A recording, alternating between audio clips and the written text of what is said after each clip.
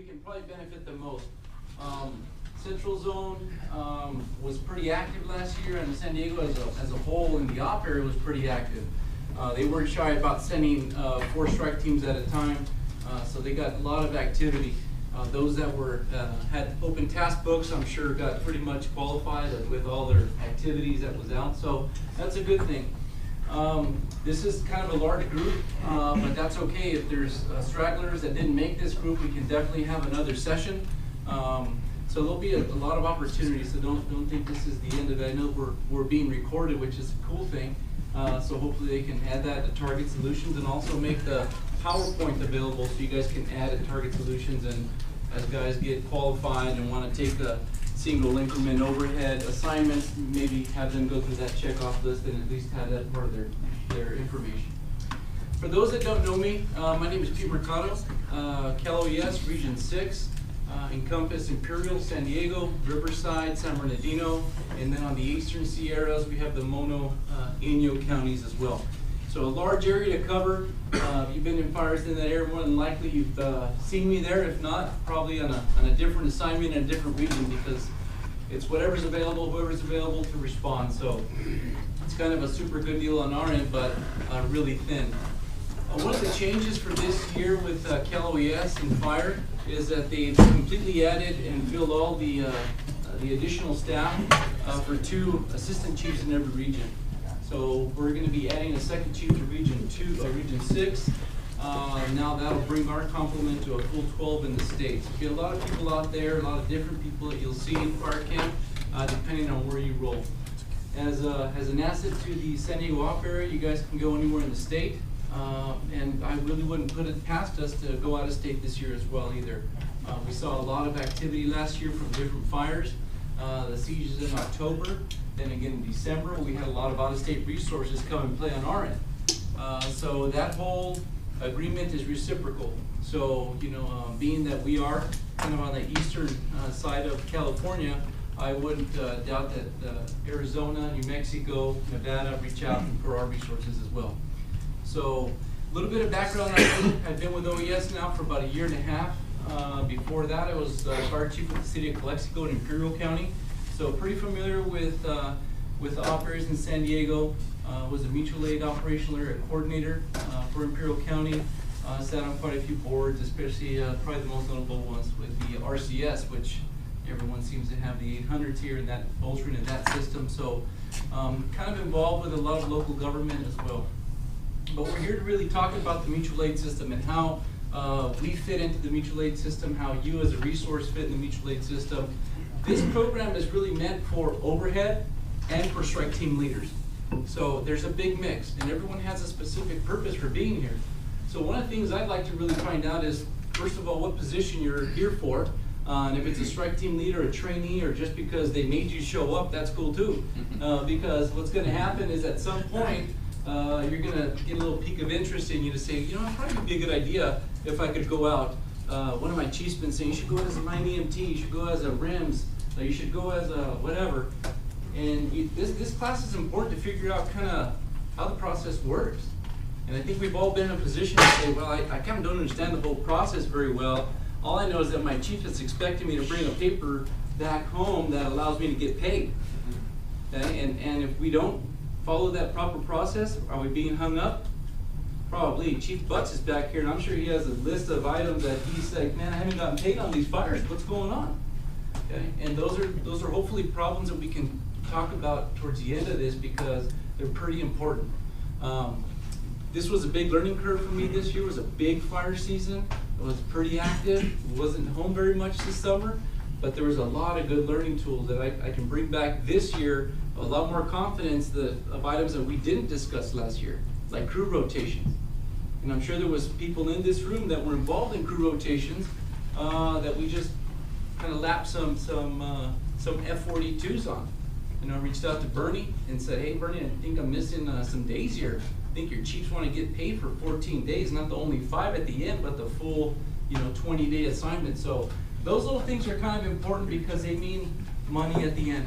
And if we shortchange ourselves because we're in a hurry to get out, it's Christmas, we want to get home, we want to get some shopping done, We didn't get the Patagonia jacket that they were handing out at camp, right? Okay, so those type of things are kind of important because in the haste to get out, we overlook a lot of things. And that's where you need to be the sharpest.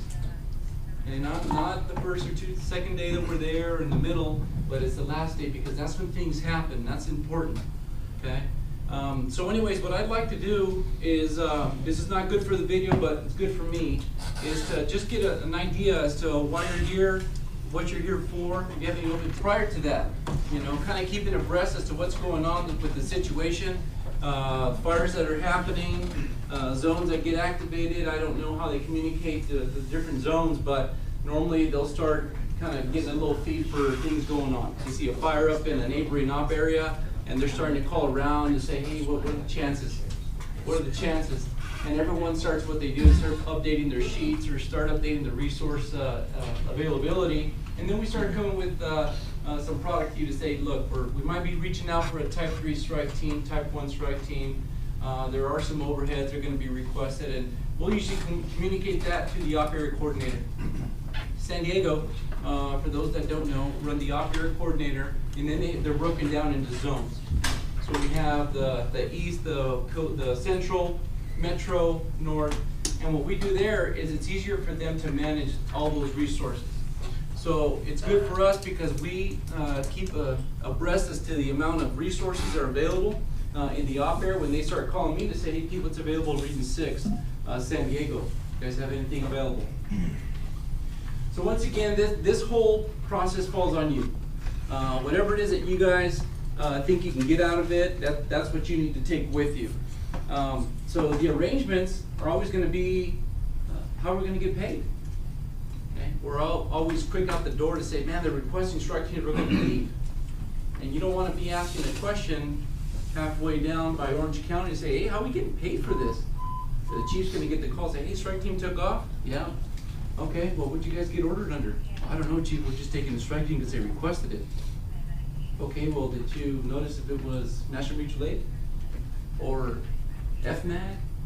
Fire Management Assistance Grant? Or was it CFAA? What agreement are you under?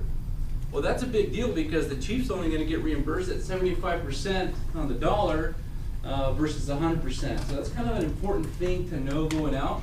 But the comm centers here are really good about letting you guys know that right away. And that's usually gathered from the Ross report. So here's a sample of an order that came through. You'll see that's pretty standard format, a lot of information on here. Strike team leaders and their trainees should probably be very familiar with this information. And the reason I say that is because the information on here pretty much has all the questions that you're going to be asking. Where are we going? What are we ordered under? What's our meeting location? What's the name of the incident? Order number, request number, on and on and on and on. When you get these, you guys get these printed out? I know some of the operators, they pull them up on their MDCs or whatever, you can pull them up. But this form is a little bit tricky. And that's saying, yeah, we were ordered CFAA up on top on the right corner, it says CFAA. Well, it does say CFAA, but it also lists all the other codes available on this incident. Okay? What you want to concentrate on is down on the bottom where it says financial code on the bottom of the form. That tells you how you're going to get reimbursed. Okay, so it's always important to take a look at that. If it says anything other than CFAA, you definitely want to make your leadership aware of it. And it could be that there's nothing in there because they forgot to put it in. And that's a simple call back to the ECC to say, hey, there's no financial code on this. Can you verify that before I launch? It's kind of a big deal. You don't want to do that en route, and then you find out that you're ordered under a separate agreement, and there's a reimbursement issue. I have a question, Chief, on that one. So if you're looking up in that right corner then, and one of the financial codes for the instance CFAA, but you're being ordered under one of those other agreements, is there a way to get that changed for your order, since that's already a code for that fire? Correct, and that would be something that you utilize the OES as an agency rep for that. And we usually get a phone call pretty quick about it. It's like, hey man, my order, it doesn't say CFAA. Is there anything other than that? Maybe they just forgot it and they haven't transferred them over. And where it becomes a little tricky in that we're responding IA, and it's like, don't worry about it. Don't worry about it, we'll switch it over. And that happened a lot this year because you will start a fire on master mutual aid or no code at all, and then it blows up, and then they say, yeah, we need to exercise CFA agreement on this and we'll switch everyone over. That's the whole like checks in the mail, and we're having to get involved in stuff like that because that's where we kind of clean those things up for you. Okay? Probably if I can chime in, Pete, if you're IA and it goes big and they do make it into CFFA, you need to make sure that you tag in and check in and that you get a request number. Because that request number is how you get paid. That's like the most important thing you need to do on an IA fire if it rolls into the other ones. And that's a good point because for those that, did anyone go IA on the Lilac fire? Probably not from this zone, but that happened a lot in North Zone. Oceanside, Vista, San Marcos, they all went IA. And it wasn't until a period and a half that they said, hey, we came IA, man, and we're ready to get demoed. Well, you never checked in. Okay, so now we have to go back to expand it, create a request, and give them the proper identification. It's just mastering with the time that they initiated the call. And when you have these big apportionment meetings, where you have CAL FIRE, US Forest Service, or BLM, whoever the federal agency is, and now they're starting to dig up who's paying what. They're going to want to know where you were at, what time you arrived, how many people were there initially, and that's how they divvy up who pays the bill. Okay, so it's kind of one of the things that should be in the back of your mind as a strike team leader for sure, to make sure you guys get checked in immediately. There's two check-ins that happen. One is with OES, and then the second one is with the incident. We get that a lot to say, yeah, Mom checked in. Okay, well, you're not on the IAP. You better go check out unassigned resource. Hopefully at that point they'll say, you know, 6440 Alpha, you guys didn't check in. You've been here for 2 days. Checked in with OES. Well, no, that's your agency rep. You need to check into the incident because the incident's paying. Has there been instances where resources show up and don't get assigned? Oh yeah, it happened on the Lilac fire. You know, you want to go back and check the next day too, because we've checked in, been on the IAP the next operational period, and come back a couple days later and they don't have you. They'll lose you sometimes. Yeah, and they will lose you because a lot of times what happens is we get a lot of the resources from out of county. They come and check in late. When do we arrive at base camp and no one's there? Middle of the night. Next thing we do is show up for a briefing excess resources. We come and check in, and then we're not on the plan that day, and then we just get lost in the system. Especially when you get big incidents that have a lot of resources all showing up and checking in at the same time. So just keep that in the back of your mind. So certain agreements that you would be ordered under, Master Mutual Aid, of course, and that's the one where we're just every day, neighbor helping neighbor. Okay, we can go help our federal partners, our state partners. We can help our neighbor, local government, and that's how we would get ordered. State Fire and Rescue Resource Mutual Aid, California Fire Assistance Agreement, local forest agreement. Do we have any forest agreements here locally? Forest Service is backing away from those local agreements and So going it's off. gone to MOU. Okay. Okay, so very good. So. And even their MOUs are getting away from they're not including the billing. The billing's referencing CSFA or Master Mutual Aid. Yeah, and that's going to be a whole other class in and of itself. CAL FIRE is going to be putting these CFMA classes together, workshop, because there's some significant changes in this year's CFMA. So that's a big part for the chiefs to get there. California Cooperative Fire, CFMA. The local forest agreements, we don't see them too often here, but we do see them in the San Bernardino, Riverside, up on the Mono-Inyo County, where they have a direct agreement. They have to, they go and help the Forest Service or BLM suppress their fires because there's very few resources out there, and they just build a wreck. That's all that means. The rate, they use CFAA methodology. You guys probably seen that if you were on the Thomas fire, how we're being reimbursed. We're using CFAA methodology, meaning we're going to utilize our Form 42. We're going to reimburse you at the equipment rate and your agency rates, whatever the salary survey is on file.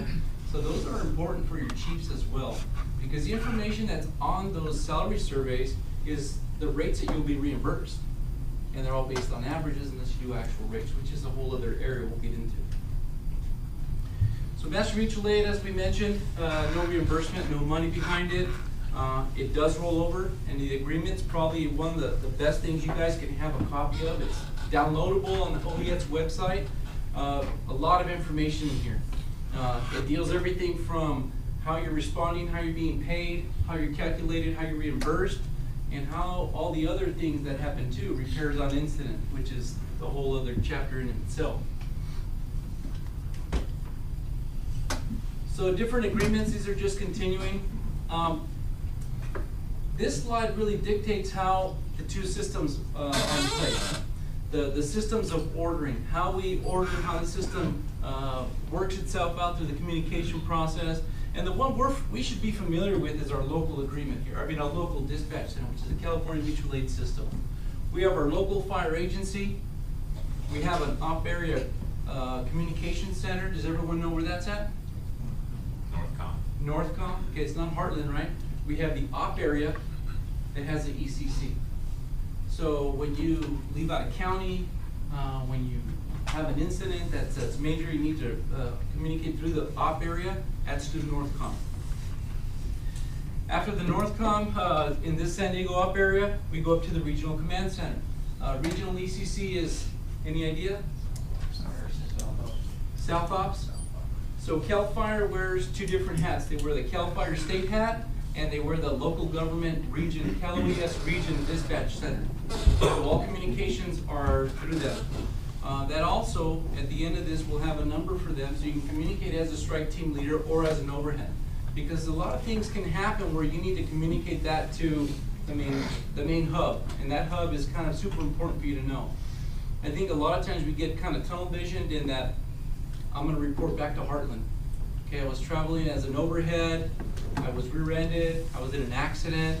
You let Heartland know, they're good, thank you very much, I appreciate that, but you didn't communicate that through the op area or to the region. Remember, once you are committed to an incident, you belong to that incident. The communication needs to be all the way through to that end area. In this case, call it the Thomas incident. So if you're en route in an accident, that needs to be communicated back to the incident. We had an incident down, I think it was for the Detweiler fire early in the year. One of our line EMTs was involved in an accident. So it took 4 hours for us to figure out that there was some type of problem. And the way we found that out was through our rental contract, Enterprise. They called us and say, hey, what's up with this accident?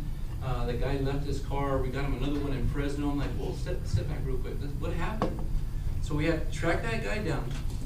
He didn't communicate it to anyone aside from his home agency, and the incident now is pretty upset about it. Because, remember, they have to pick up the liability to some extent for that, but they're really responsible for you getting to the incident safely. So CAL FIRE had to get involved and do an investigation, and because eventually you may show up and say, I might request an S number for repairs for the accident. Okay? That's kind of gets it into the weeds a little bit, but for the most part, it could have some liability back to the incident. Okay. Now, add that little component too, and this one happened, pretty early. But what happened if that accident happened at 2 o'clock in the morning? Okay. Think of the liability there. We shouldn't be traveling according to the California mobilization guide. We shouldn't be traveling after 2200. Okay, but we're in a hurry to get to the incident, so we can beat traffic and do whatever. There's all sorts of things that can play into this. Okay, so it's important for you to take care of that. And then after the region centers, there's 6 regions in the state. We have Cal OES headquarters, what we call Cal OES-H, and that's where we communicate between all the regions. As a fire duty officer, we get requests from different regions, and as requests come in for Region 6, we have a big incident, we've exhausted all our requests, and there's no more resources, we may reach out to Region 1. If Region 1's tapped out, we may reach into Region 5. And that's how we communicate the sharing of resources and try to get resources to the incident. On the federal side, we have a forest ECC. That forest goes to adjacent forests for resources. They go to North Alps, and then they go to the GAC, or the National Interagency Communications Center. So how is this different from us? We'll call El Cajon or Heartland has a fire, okay, and they reach out to the zone, say, hey, we need more resources. Okay, we have 2 strike teams from Central. Now we reach out to Metro, and I reach out to the North Zone. Okay, so everyone's participating. 5 or 6 strike teams, everyone's over here on the Jennings fire, right? Everyone's working. And it's like, man, you know what? We don't have enough, we need to go out. So where do we go? Op area communicates to the region. San Diego op area needs a little bit more help. Okay, cool, go to the region. So now Cal Fire, wearing the region hat, says, let's reach into Riverside. Riverside, what do you have available to offer San Diego? May or may not nothing. Imperial, you send a strike team, Imperial comes in, San Bernardino comes in, and now this fire is escalating. We have another Cedar fire, or whatever you want to call it. So now I'm saying, hey, Region 6, we're tapped. There's nothing in Region 6. We escalated down to Region 1. Well, the Forest Service, the way they work is they go to the forest, then they go to the adjacent forest. So the Cleveland has the same incident. They're going to reach out to San Bernardino, Angeles, Los Padres. They're going to be reaching to all their neighboring forests. And they're going to be compiling strike teams, and eventually they're going to get to the point where they're tapped out. We can't offer anymore. We're out of the north. There's nothing else. The south has nothing else. They're going to go to the GAC. There's 8 GACs in the United States, 2 in California. And that's how that system operates, from the bottom up. So when do they cross? When do those communication links cross? When there's no resources, they may be one of those files. It's like driving down the freeway. At some point, we're going to have to cross it over. The forest can reach over, and the way they reach over is through the local, our agreement, either locally or through CFAA, and that's how they reach us. And it's all these contracts that are ahead of time that's saying, we're willing to pay you for your services. These are all the documents that hold true to that, and we're going to pay you for whatever it is that you say you're worth. The mobilization guide, for those that don't have it already in their tablets or in their laptops or on their phones, it's a downloadable document now. This is 2016. They stopped printing it last year, but they're available and they're updated. The new one should be out here pretty shortly. And that has all the information you would ever need. And mine's all marked up because it's by regions, it's by ECCs. So if you're traveling up the state, you know who to communicate with. You go into Curry County, go to Region 5. Figure out who the Region Comm Center is. You can go to the Ranger Unit. You can go specifically to the Op Area Coordinator. Everyone's information is on there, even ours. Okay, so it's a good resource to have. So under CFAA, these are signatories to that document. And this document is what we should really be living by, because that's what's going to get us paid. It's what's going to get us reimbursed in case there's an issue. And these are all in this document, another downloadable document. These are signatories on there. One signatory that's not on here that they're working really hard to try to get is DOD. So what would be an idea behind having DOD as a signatory to that? Going on the military base like Camp Pendleton or Miramar? Camp Pendleton or Miramar, which, and the chiefs would know, is the biggest problem that we have right now in San Diego County. Because they'll request resources, but they have no way to reimburse us for that. Okay, we've worked really hard to try to make that happen, and there's some loopholes we found, and hopefully we can get everyone reimbursed, but there's a delay because they're not signatory to it. With them being signatory to now, it's no different than responding to Forest Service fires, Park Service fires, BLM fires, is they can write the checks for that and reimburse us directly through CFAA. So that's a big benefit. Hopefully that'll change this year. I know they're working on the language as we speak, but if not, if we do respond this year, we're going to be utilize the Forest Service as a unified ordering point, and they'll utilize the CFAA to order us. So once again, that may be a sticking point, but we'll get it. So just a snapshot of what happened during the Detweiler fire. I think San Diego was on there, at least 1 or 2 strike teams. I don't know if anyone was there.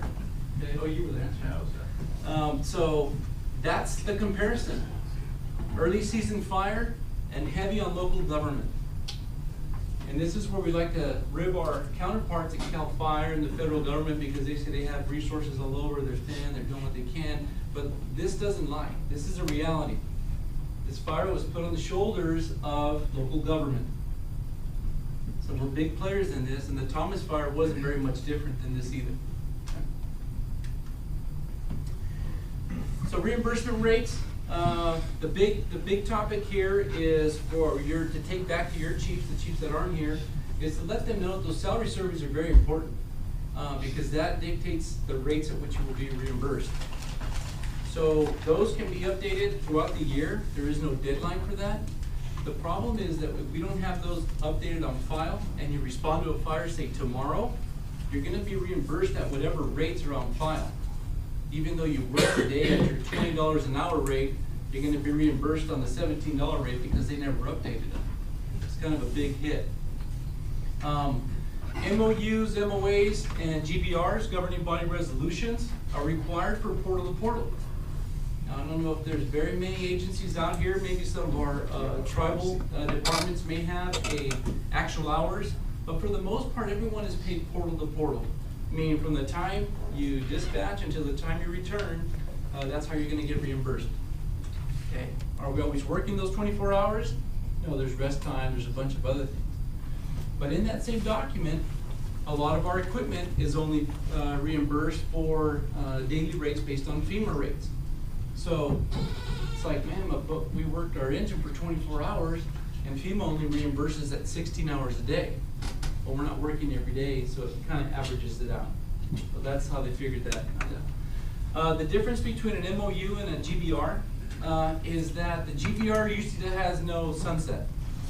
If you have an MOU and that MOU expires June 30th or whatever fiscal year, and we get a fire after that and there's no GBR on file, you pose the potential of being reverted back into actual hours worked. So it's kind of important information to have on file. All right. So here's a sample of our reimbursement rate little process. Hopefully this works, and it does. And what this does is it gives us an updated rates of how those changed. Now this, what happened, this changed mid-year. So we're doing reimbursements for equipment. That rate changed significantly throughout the year, so our reimbursement rates changed. And it's all based on GPM. So we take ourselves back to being engine company captains and say, hey man, we need a type 1 engine, we need to figure out what our GPM is. I don't know, man, I think it's 1200. Let's call it 1200. Are you sure? Yeah, 1200. Okay, put it on there, F-42s get processed, you get back to the station, turn your goldenrods in, chief's like, what are you talking about? It's 1500 GPM pump. Oh, I didn't know. I forgot. I just guessed. Well, think of the difference. I mean, you're talking, you know, only $250 an hour, but you take that over a 20-day period, you know, the chief may kind of get a little upset about that. So just know what you're doing. How can we verify what our pump is? Look at stamp on the pump now, right? I'm gonna tell you, if it says 1502, you put 1502, okay? Because our federal partners, they want our help, they want us to be there, but in the end, they're gonna be counting those beans like anyone else, and that's what they're doing now, okay? Yeah, we gave you an S number, but we really didn't mean it because, I don't know, I think it was operator error, you know, we didn't really investigate it. No, it's too late now. So those type of things are very difficult to take back, and I get those a lot. Say, hey man, we kind of messed up a little bit. Can you kind of clean it up? Hey, we'll try. You know, we'll see what happens. That just goes on a little bit more. Chief Segura signs it, so he makes sure everything is pretty much in line to what needs to happen. Oh, here's the other annual survey. So what does the annual salary survey look like? Kind of hard to see. But what it really does is it kind of gives us a fillable form that's broken down by all these positions. So the question we get a lot is saying, hey, I calculated my battalion chief rate. It says $24.94 an hour, but when I calculated my hourly rate, it's only $21 an hour. How do I fill that out? How do I adjust it? Well, the idea is that you can either pay them whatever this rate is. So if you earn 20, but this rate says 24, you should be paying them 24 to be out. Or you can put your own rate in there. Or somehow you have to justify that in an audit, that whatever this rate you put on this form and turned in with your signature is reimbursed to that rate. Okay? So if an EMT, say a firefighter medic, 2069 is less than that, and the city's collecting $20.69 and not paying $20.69, they may not sustain an audit, maybe put themselves in jeopardy. Okay, so the idea is that we fill this out to whatever it is we're gonna be paying the employee. This is done anytime throughout the year. And here is the actual administrative rate. So who would be filling this actual administrative rate out? Probably the departments on behalf of employees that are not portal to portal. Do we have those employees? Some agencies do. A lot of these GIS, mechanics, resource advisors. For the La Tuna fire, we had IT personnel. We had public works people, because they need to put barricades out. They need to set up camp. All these little things that can happen. You start thinking about it, and there's another fire in San Diego, in the city of Santee, say, hey, we need our community service officers, or we need to bring in officers, or we need to bring in city folk to help support our GIS function. That's how you come up with those rates. Supplemental overhead tied to a local fire department. These are just different people that perform these functions.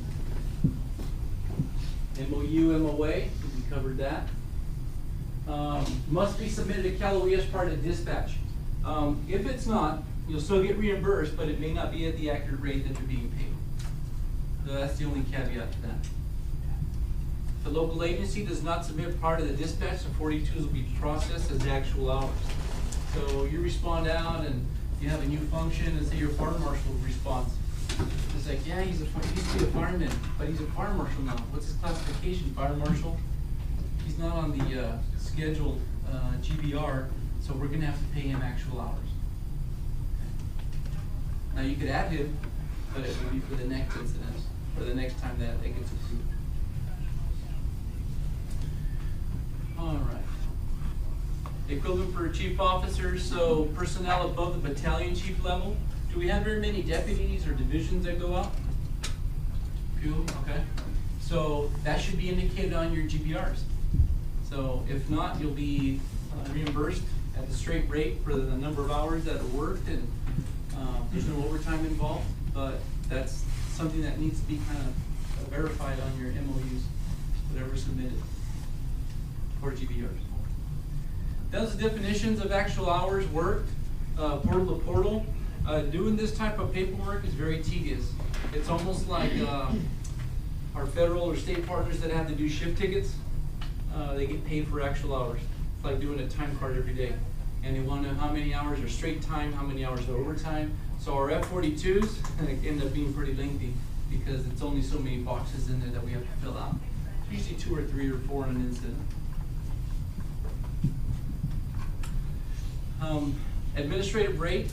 That administrative rate is generated based on a default 10%, or some agencies can go and itemize their actual administrative rate. And what actual administrative rate does is it takes into consideration all the equipment that you use on your vehicles. It takes into account a whole slew of things. And what you do is it's saying you can itemize the impact of you responding on this incident. And if you don't want to go through that process of going through the financial hassle of justifying everything, it defaults back to 10. Some agencies, are any agencies here doing an actual? We're about 28%. 28%. Nice. Oh, that's good. So the more you respond, remember that 28% is a cap above the equipment and a cap above the salary reimbursement. So. Workers' compensation, kind of cleared up some fallacies with that. Workman's comp follows you wherever you go. Okay, so if we're injured on an incident, yeah, we have to report it, yeah, we have to do paperwork on it, but it doesn't take the responsibility for you to notify your home agency. No different than you were at work. So, as a chief, I would probably expect my workman's comp claim to be within how many hours of the injury? 24, no more than 72. Pretty important. We have documentation that supports that. But if you're on an incident, you're like, I didn't think it was a big deal, chief, it's not a big deal. I went to Metcom, they gave me a Band-Aid, I thought it was good. But then I got an infection, and now I'm out in the hospital, and you don't wanna go down that road. But the idea is that the incident is working with the home agency. There's a component of that insurance, workman's comp insurance, that they help supplement, but the claim falls back on the city. Okay, so now there was a past year, unemployment insurance, workman's comp was kind of an issue with the Forest Service. They felt that the rates were too high, and they don't want to reimburse local government at whatever rate. Well, you can't change it midterm in an agreement. Okay, so that's kind of a big deal.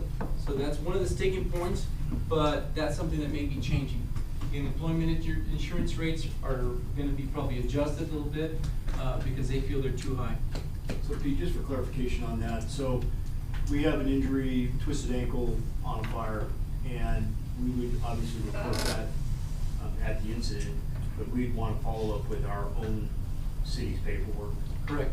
So it's no different than a vehicle accident in that you would have paperwork for your home agency and paperwork for the incident.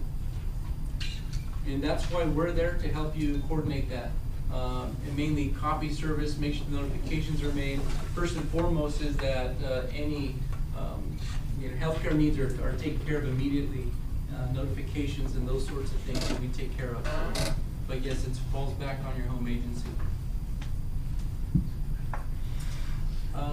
Just continue with a bunch of documentation with CFAA. Cases where Cal OES will not generate incidents for DOD or tribal. We have some tribal departments in here. We wrote a letter and we go through the state. Okay. So we got a letter signed by both BIA and BIA the and state, the so tribal. we just funnel all our federal stuff through and get reimbursed through Okay. the state, and then they go through the federal system. Very good. And so, and I think, and we were meeting with BIA last week because we've had a lot of issues recently with a lot of the tribal and BIA agencies, mainly from Central California up north. And it's really because BIA can play kind of two sides of the table. Okay, we can be ordered through the California Master Mutual Aid System, or we can be ordered through the tribal, which goes through the federal system. So this has gotten to the point now where we're sitting on invoices, we're saying, hey, we got a lot of invoices here. And there's a tribal unit up in the Santa Barbara County that has kind of stirred this to the point where BIA and Cal OES sat down yesterday actually, and a letter should be coming out shortly to say you need to choose what side of the table you're going to be on. And once you decide, that becomes your avenue for communicating your resources requests. That's it. Okay, because we're kind of delaying reimbursements, and I'll work with Chief Volk quite a bit this summer on it. And what we did is we had to kind of clear up a lot of that, because in the end, we want to make sure you get paid. And we want to make sure that we're upfront about all the reimbursable items and what's not reimbursed. So those are good points that hopefully we can clear up early on this season. Yeah, that happened to us like 3 times last season. We got sent out as a BIA entity and basically got to the fire, and they realized that we were Cal OES and we were P2P, and they just turned us around. And finally we made it up to the MODOC, and they just, we finished out our time up there. But another question I had too was, once we got up there, it's kind of hard to find somebody up there that knows what an F-42 is, especially up north. And getting this signature, they're kind of standoffish as far as signing that F-42. So your advice as far as just having any chief sign it, or? Yeah, so what we'll do, and that's a later slide we're going to cover. Okay. And so just to kind of expand a little bit on that incident, they were requested through the federal system, BIA, to respond to the MODOC. They got to the MODOC, and all of a sudden they're like, who ordered you and how are you ordered? And that was one of those kind of not really clearly defined on the order. It was blank, or it might have had a P code on there, which is a federal code for payment. And they're like, well, if that's the case, we really can't use you. But you know what though? just continue with the tribal and BIA. We're hoping to really close those up. You may be having a strike team, and maybe not in this zone so much, but for sure in the north, where you have a Miramar engine respond to Camp Pendleton under CFAA, and then they're saying, well, hold on, man, it's federal to federal, how can we reimburse? We're the same, pretty much paying entity. How does that work itself out? Well, that's a challenge because they don't do that. And it's kind of one of those things as a chief, you need to kind of understand once again how your order and what your reimbursement issue is on there. Does this zone respond with any military? No. Okay. Could there be a possibility that San Diego op area, in a stagger to try to get resources sent up, they may send a central, a northern, a metro? Yeah, we've done that in the Okay. past, so it's possible. We don't have any in the zone, but we have married up with other units within the county to form a strike team. Okay, so I can say that in October, I was sitting up at the State Operations Center in Sacramento for a month, and I'm looking at this chart and saying, how else can we squeeze more resources out of the state? And I know Region 6, so I'm reaching out and I'm saying, Brett, Van Way, how many strike teams can you put out? None. How many single engines of type 1s and 3s? I can put 2. Okay, got 2 in San Diego. Riverside, X, Y, Z, whatever. And we start marrying stuff up like that, and all of a sudden you have a strike team leader from San Diego who has an engine from Kern, Santa Barbara, Riverside, and maybe 2 from San Diego. So think of the challenges as a strike team leader on that. Okay? Now you take a state agency and a CAL FIRE to be one of them, and they want to be in a hotel every night. And we don't operate that way. It's not in the agreement. Yeah, they work for that agency, but the representing member, they're wearing the CAL OES hat. So those type of challenges exist where, as a strike team leader, you have a federal agency.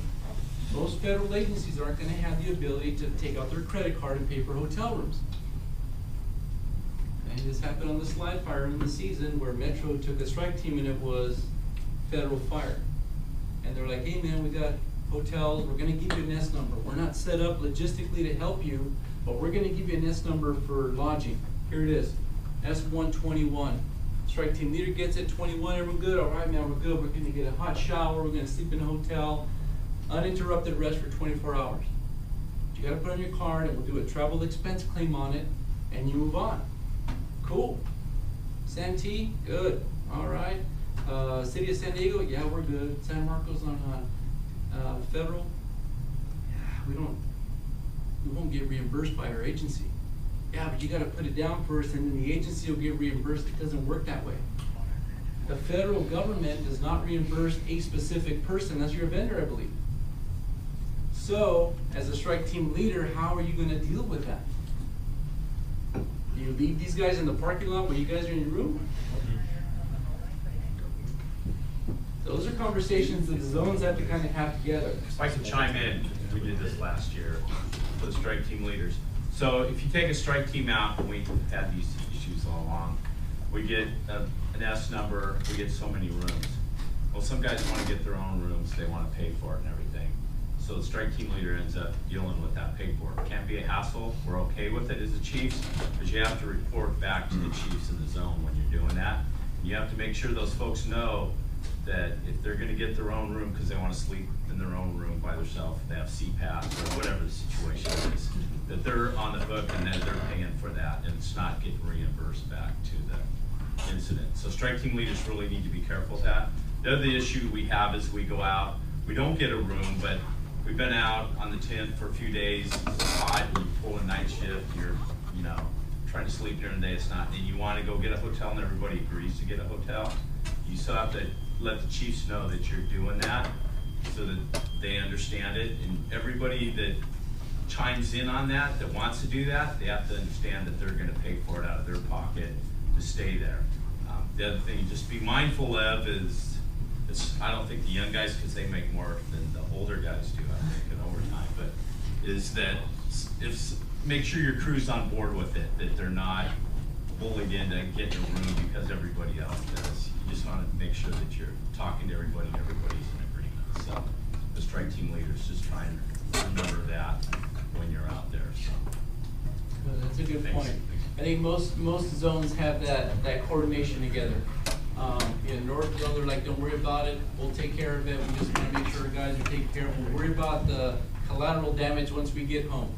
And that's fine, as long as you understand whatever the rules are, but communicating that back, because I think the chiefs would really wanna know if there's an issue. And they'll be willing to tell you right away. You don't wanna have that a week later say, oh, by the way, on the way up, we incurred some expenses just because it was late at night and we didn't wanna pull over, we just got a hotel room, we paid $200 a night in Santa Barbara.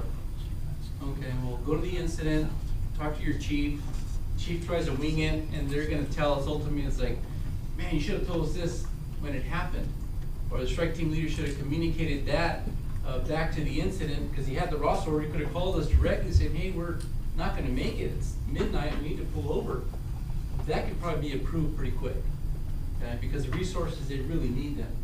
You know, this immediate need to Shasta Trinity, when you guys get the call at 3 o'clock in the afternoon, it doesn't apply. You know, there really is no immediate need at that point. It's a planned need, right? And it's probably not gonna be for tomorrow's off period, but probably the next one. And there's some planning that goes on your end. And just to chime in on that, I know we've had strike teams way up in the north up near Humboldt and stuff, and we can't make it down in a day, so strike team leaders need to get with the OAS reps that are at that camp, because they will provide a room under an S number if it takes 2 days to get back and put you in Merced or Fresno or somewhere halfway so that you can sleep. So those are those planning things, you gotta really plan ahead if you're far, far away and you know you're not gonna make it, so that you're not pushing the folks. But OAS in the past for our zones been really good about that, giving us an S number so that we can halfway stop and sleep and rest it and make it the rest of the way back in. So I'll chime in on Yeah. that. On top of this number, it's also the logistics of trying to find a hotel within that range, geographic range. Because oftentimes when there's a lot of research moving up or down, you're not gonna be able to find that hotel. Yeah, if there's a lot of fires, it makes it tough, so. And Yeah. you as a strike team leader, OAS will probably give you that job, or at least touch back at home, and that's why us in our zone, our fire chiefs, we support you all the way, but just keep us in the loop, because we can help you with some of those details. We start, when we have to switch a strike team out, we start a week ahead of time, logistically getting ready to do that, getting who the relief is. We have to get what vehicles are going up, we have to capture that, we have to capture your social security numbers and all that information for the personnel that are going swapped up. There's a lot of work to it, takes some time to do that, so behind the scenes you may not see that, but we're there to help you logistically also. So as long as you're communicating back to the home base, the zone duty chief in our zone is who you work through, and we'll support you on that. Two real quick tidbits on travel is that as a strike team leader or trainee, is we're gonna come to you and say, Tim, figure out your travel plan home. Let me know what that is. Okay, well, you know, because the incident's gonna take out their phone and says, well, it's only 4 hours from, you know, wherever to wherever. It's like, yeah, but that's in a normal vehicle under normal driving conditions, not at 4 o'clock in the afternoon on Friday on a holiday weekend. It's not gonna happen. So those are travel considerations you have to take in place. The other thing is fuel and food stocks. You guys have to plan those out as well. And it's not to be pack that up a lot to make it super buffered, but be reasonable. The other thing with reimbursements, and hopefully just in case I do miss it, is reimbursement rates by state rates vary by counties. So just because you're going into, you know, saying, well, we got a hotel room, all right, we're gonna stop in Santa Barbara or Kern or wherever on a weekend, holiday weekend, and the room is $300, you won't theoretically be reimbursed $300 for a room. They're gonna say, yeah, it's a $90 county. We have that in our book, it's $90. Will they kind of vary a little bit because you're putting 2 people in a room? That's some consideration for sure. But that hotel situation we'll have to discuss a little bit, because women need to be by themselves, and we're putting 2 to a room. The strike team leaders, they're doing their own as well. And some, like you said, Chief Kraminski mentioned that some people just don't want to do it on their own. You say, you know what, we'll take care of it, don't worry about it, but it has to be cleared by the incident. Don't want to split your strike teams up for sure. Go, you had a question? Yeah, back to the first example, you know, you're in a mixed strike team. I know it's easier to deal with when we're talking about in-zone resources, but you have one you have one engine company that doesn't have a credit card, but you've got an S number for rims. So if it's in zone, I know the chiefs can just deal with that later, but what if we have one that's out of zone or even out of county? How are we gonna deal with that? We usually make contact with the chiefs and work that out, because I know sometimes we have companies that don't have a credit card, so the strike team leader, he puts it on their card and then we bill back. Even if we're dealing with a resource from Yeah, out of county, North Zone just, or Riverside? yeah, if or- you have an out of county engine, call back to the zone and we'll call that chief and work that out so that we can get the billing squared away. Because we have to support to get our strike team there, so it's on the strike team leader to do that, so we'll do it. But just, if you touch back with us, we'll make all the logistical behind the scenes contact and work out all that stuff so that doesn't happen. And the other one thing is when you do take the strike team out on the hotels, we all go or we don't go. It's not break up the strike team, a couple get to get a room and some stay in camp. A strike team, this zone, we all go get a hotel or we all stay in camp. There's no splitting it up. You have to be all together within 5 minutes to respond, even though you may not be on the IEP for the day, but if the fire blows up, and we've seen it happen, they pull resources out because they have no resources to go back out on the line, they double shift you. You need to have accountability to your units, so we're all together as one. We're all in the same location, so. You know, another safety point for that is when you're doing your travel, particularly back home, usually going on the way up, if you don't have that much latitude, but when OAS actually put together your travel plan, that's the time to take the opportunity to call ahead. If you're going through Fresno, Visalia, whatever, and either while you're figuring your plan or as soon as you get on the road, start reaching up and reserving some rooms, because that's a simple tactic that ensures that you don't have to go beyond that 2,200 hour travel time or 2,400 hour travel time. And that way you've got it locked in and you know what the rate is and everything's taken care of. You're not surprised with 15 to 16 people, dirty, tired, and hungry, and all of a sudden, okay, it's beyond our price range. And the other thing to remember is on that, when we get dispatched, strike team leader makes a call when we head out and go. Pretty much we've drawn the line from the detached P south. If there's burning homes down, we're gonna respond up to the kind of the LA line, the detached P line, no matter what time it is. But anything north of there, we're gonna wait till reasonable time in the morning, finish sleeping the night out, leave at 4 or 5 in the morning instead of leaving. You get the call, because wonder when most of our calls come in, 10, midnight. Let's get on the road and go. Well, we're gonna let you sleep until the strike team leader decides what time you guys are gonna take off and go north. The other thing is that when that happens, you can call an overtime crew in and take that crew and let them sleep. I know you're still in the station, the phone's still going off, but you're not responding. So the OAS, under the agreement, will pay for that overtime crew coming in. Once you're notified you're gonna go on a strike team, the clock starts so you can bring people in to run the normal calls so your crew can sleep that's going on the strike team the next day. Does that make sense? So, and pretty much what happens is we get the call, it comes in, they call the strike team leader, what time do you wanna go, and the strike team leader will make that determination along with the zone duty chief knowing what's going on. With you saying if OES agrees to start making those callbacks. No, you don't get to work overtime. He's our overtime. Does that guy. time reflect on your 42 form? Because I've always just done it at the time of dispatch. No, from the time that you get notified when you do that. And that'll correspond with your Ross order. Yeah. So if it says 13, 14, that's usually about the time that you're moving to get stuff ready, get prepared and go. That authorizes you the reimbursement mechanism from that point on. Just real quick on I know Jay and Ben, they were on an incident, probably San Bernardino, and they're like, hey, we got here and we need to get some rooms. They authorized it, we have the approval on it, but I just don't know where to stay. What is our rate and where are we at? And it's a good question because I was like, hold on. I pulled over and I said, you're gonna be staying in Riverside, you're allowed $95 a night. Okay, so you can double up in the rooms, that's your reimbursement, gives you some direction.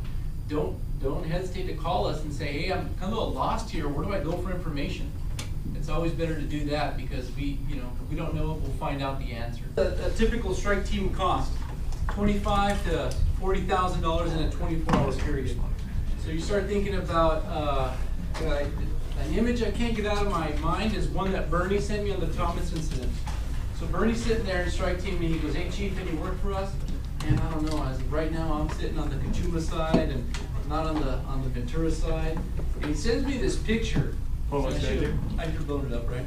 Yeah, And it must have been, I don't know, 40 strike teams there? at least.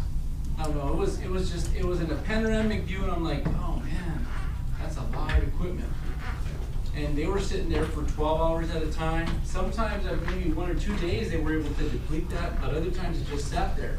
So you look at the amount of money that we're using on incidents, and it kind of explains why the costs are so out of control. But anyways, that's what it usually costs.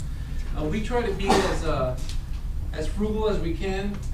I have sat with incident management teams and saying, look, I have a local resource out of San Diego.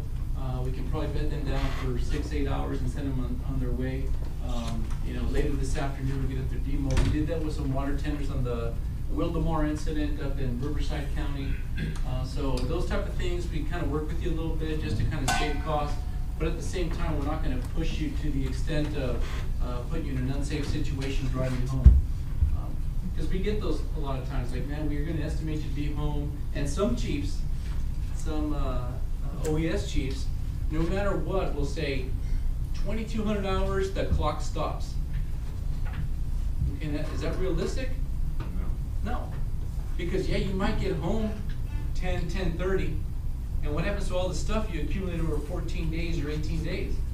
You gotta get that stuff off, you gotta clean your stuff up, and get that engine ready for the next guy who's gonna jump on over it. So there's that time that we have to be a little bit more reasonable on our end, and approach the incident. There's nothing wrong with me approaching the incident saying, they're not gonna get home till, 0030.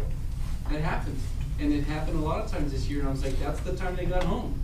Should we be driving that late? Probably not, but, they got home, they're safe, they had plenty of drivers, they were in a good position, so it's okay to approach us on that.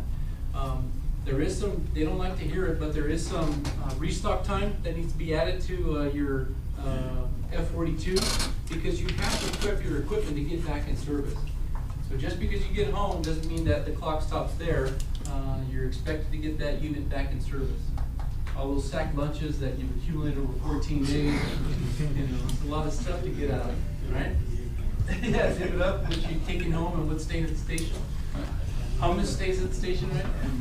So, all right, so given that amount, $20,000 to $50,000 a year, if you're coming from Alameda, you're definitely on $25,000 a day, right? That's not going to happen. You're way up in there. So where does that put in perspective? These are some operating budgets for some of these big cities. So City of San Diego, $218 million is their annual budget, and you get a good incident where you're paying $40,000, $50,000 a day for strike team, then there's 20 of them a day. You're looking close to about $1 million a day just in having that resource there. And if they're working 24, they're going to be off for 24. So think of that dynamic and how the cost of these incidents are just skyrocketing. This is a lot of language in this slide, but it really is just referencing the reimbursement. The reimbursement for costs for equipment that are damaged, how we're reimbursing for loss or damage of vehicles. And it really boils down to what? Our operators being cognizant of their surroundings, being safe. Did anyone process a claim this year at 270 for comp claims? One? What'd you guys have then? We had some damage to, what is it, siren heads or siren, I guess they're loudspeakers under the striking leader vehicle. Oh, strike team leader vehicle? Okay. So, I'll take you back to a few incidents that I encountered this year where they were pumping on a fire, a 5,000 foot lay with a elevation increase of about 2,000 feet, pumping for 8 hours, and someone's eating their lunch, and all of a sudden the engine just stops. Engineer walks over, kind of looks at his pump, says, oh man, what happened here? ACAP had an issue with the pump just stopped. Okay, come back. and there's radiator fluid blowing all over the place. All right, so they come to us and say, hey, we need to tow off the fire, the engine doesn't start, probably overheated, we've been pumping this lay and on and on and on, and go to complaints, and they're like, whoa, hold on. Who was looking at the gauges? Well, the engineer was. He was pumping, it was extensive lay. Yeah, they weren't monitoring their gauges, they weren't paying attention, operator error. All right, well, that kind of goes into were they being responsible? Were they a factor in the damage? That whole thing is still being contemplated back and forth between the incident and the agency.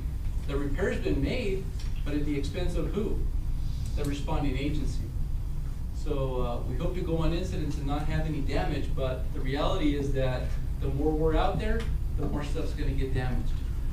So we definitely wanna be on top of it. Go ahead, Chief. We had a strike team, I think John was with me. The Bonita truck broke down on the grapevine. And it was good because we called Art and Pete, our OS reps, that we were broke down on the way. In our zone, we take 2 strike team leaders, each with their own vehicle. So when that happens, we can leave one and let the rest of the strike team catch up. But we made contact with them, and they were able to contact Kern County, because they know the mechanics there, and the mechanic actually helped us out. It was right about cutoff hour for getting parts, and they got us to the parts store, got the part, helped us put the engine back together, got back on the road, and caught up to us before we got the fire camp. So if you get in those situations where you're in the middle of nowhere, and it's happened to be several times over the years taking strike teams where we've had engines break down. If you're not sure who to contact, if you go through our OES reps, like give Pete a call, he can put us in contact with that ranger unit, local fire department, whatever, and maybe hook you up with a mechanic that can help you get that engine back in service. That's a good point. So yeah, as a resource, whether I'm on the fire or not, we can definitely get you pointed in the right direction. So loss or damage traveling to and from an incident, that falls back on the agency. Okay, so if you're on the way up to a fire and you break down, the agency's responsible for getting that engine back in service. As a strike team leader or trainee, now the challenge becomes how you're coordinating with that, right?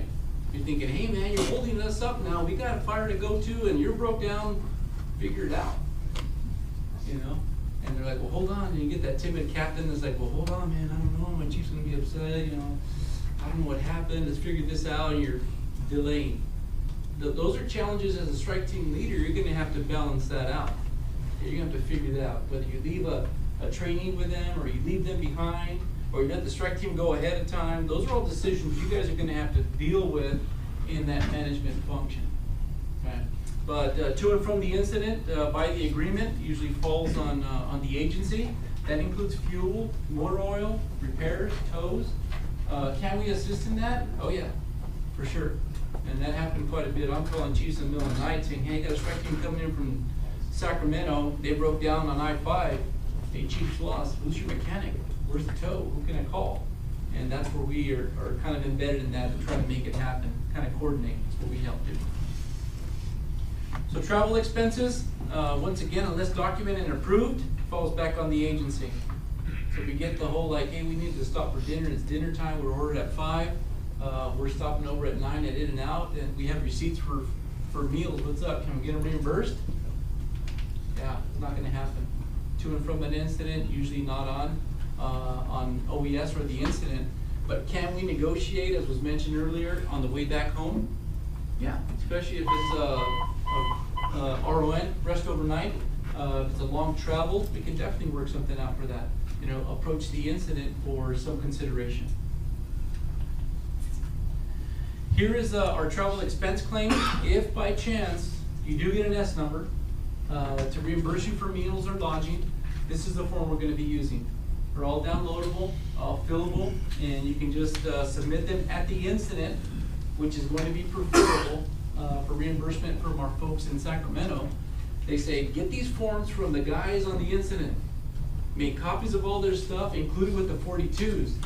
If we get the travel expense claims for stuff that we incurred on the way up, on the way back obviously you're not going to have it, but on the way up, what we can do is we can submit that with the 42 and it gets to the processed pile. If we submit 42s that say S number, whatever on the side, and there's no TEC there, what happens is that no problem, we'll get to that next time. and we're processing the thousands and thousands of 42s, and eventually when we receive it, we'll go back to that. So there's gonna be a little bit of delay if you don't have that on file. As a strike team leader in the agreement, what would happen if you're given S numbers for meals? Okay, because the incident isn't established yet, logistically can't handle it. They're like, you know what? You're gonna have to go to one of the restaurants out there. We're gonna have a vendor set up yet. We're working on that. I know you're tired, but save your receipts. We'll give you S numbers. S number 1 through 5. Okay. Now the next thing is, what happens if you have to front that money up as a strike team leader? Okay, well, say you're doing most of them, say 2 or 3 engines, and as a strike team leader, you put that on your card. How do we reimburse that? Here's this first step process, right? But on the other side, and we'll cover it through the motel form. Has everyone seen those motel check-in sheets? It's on one of my slides.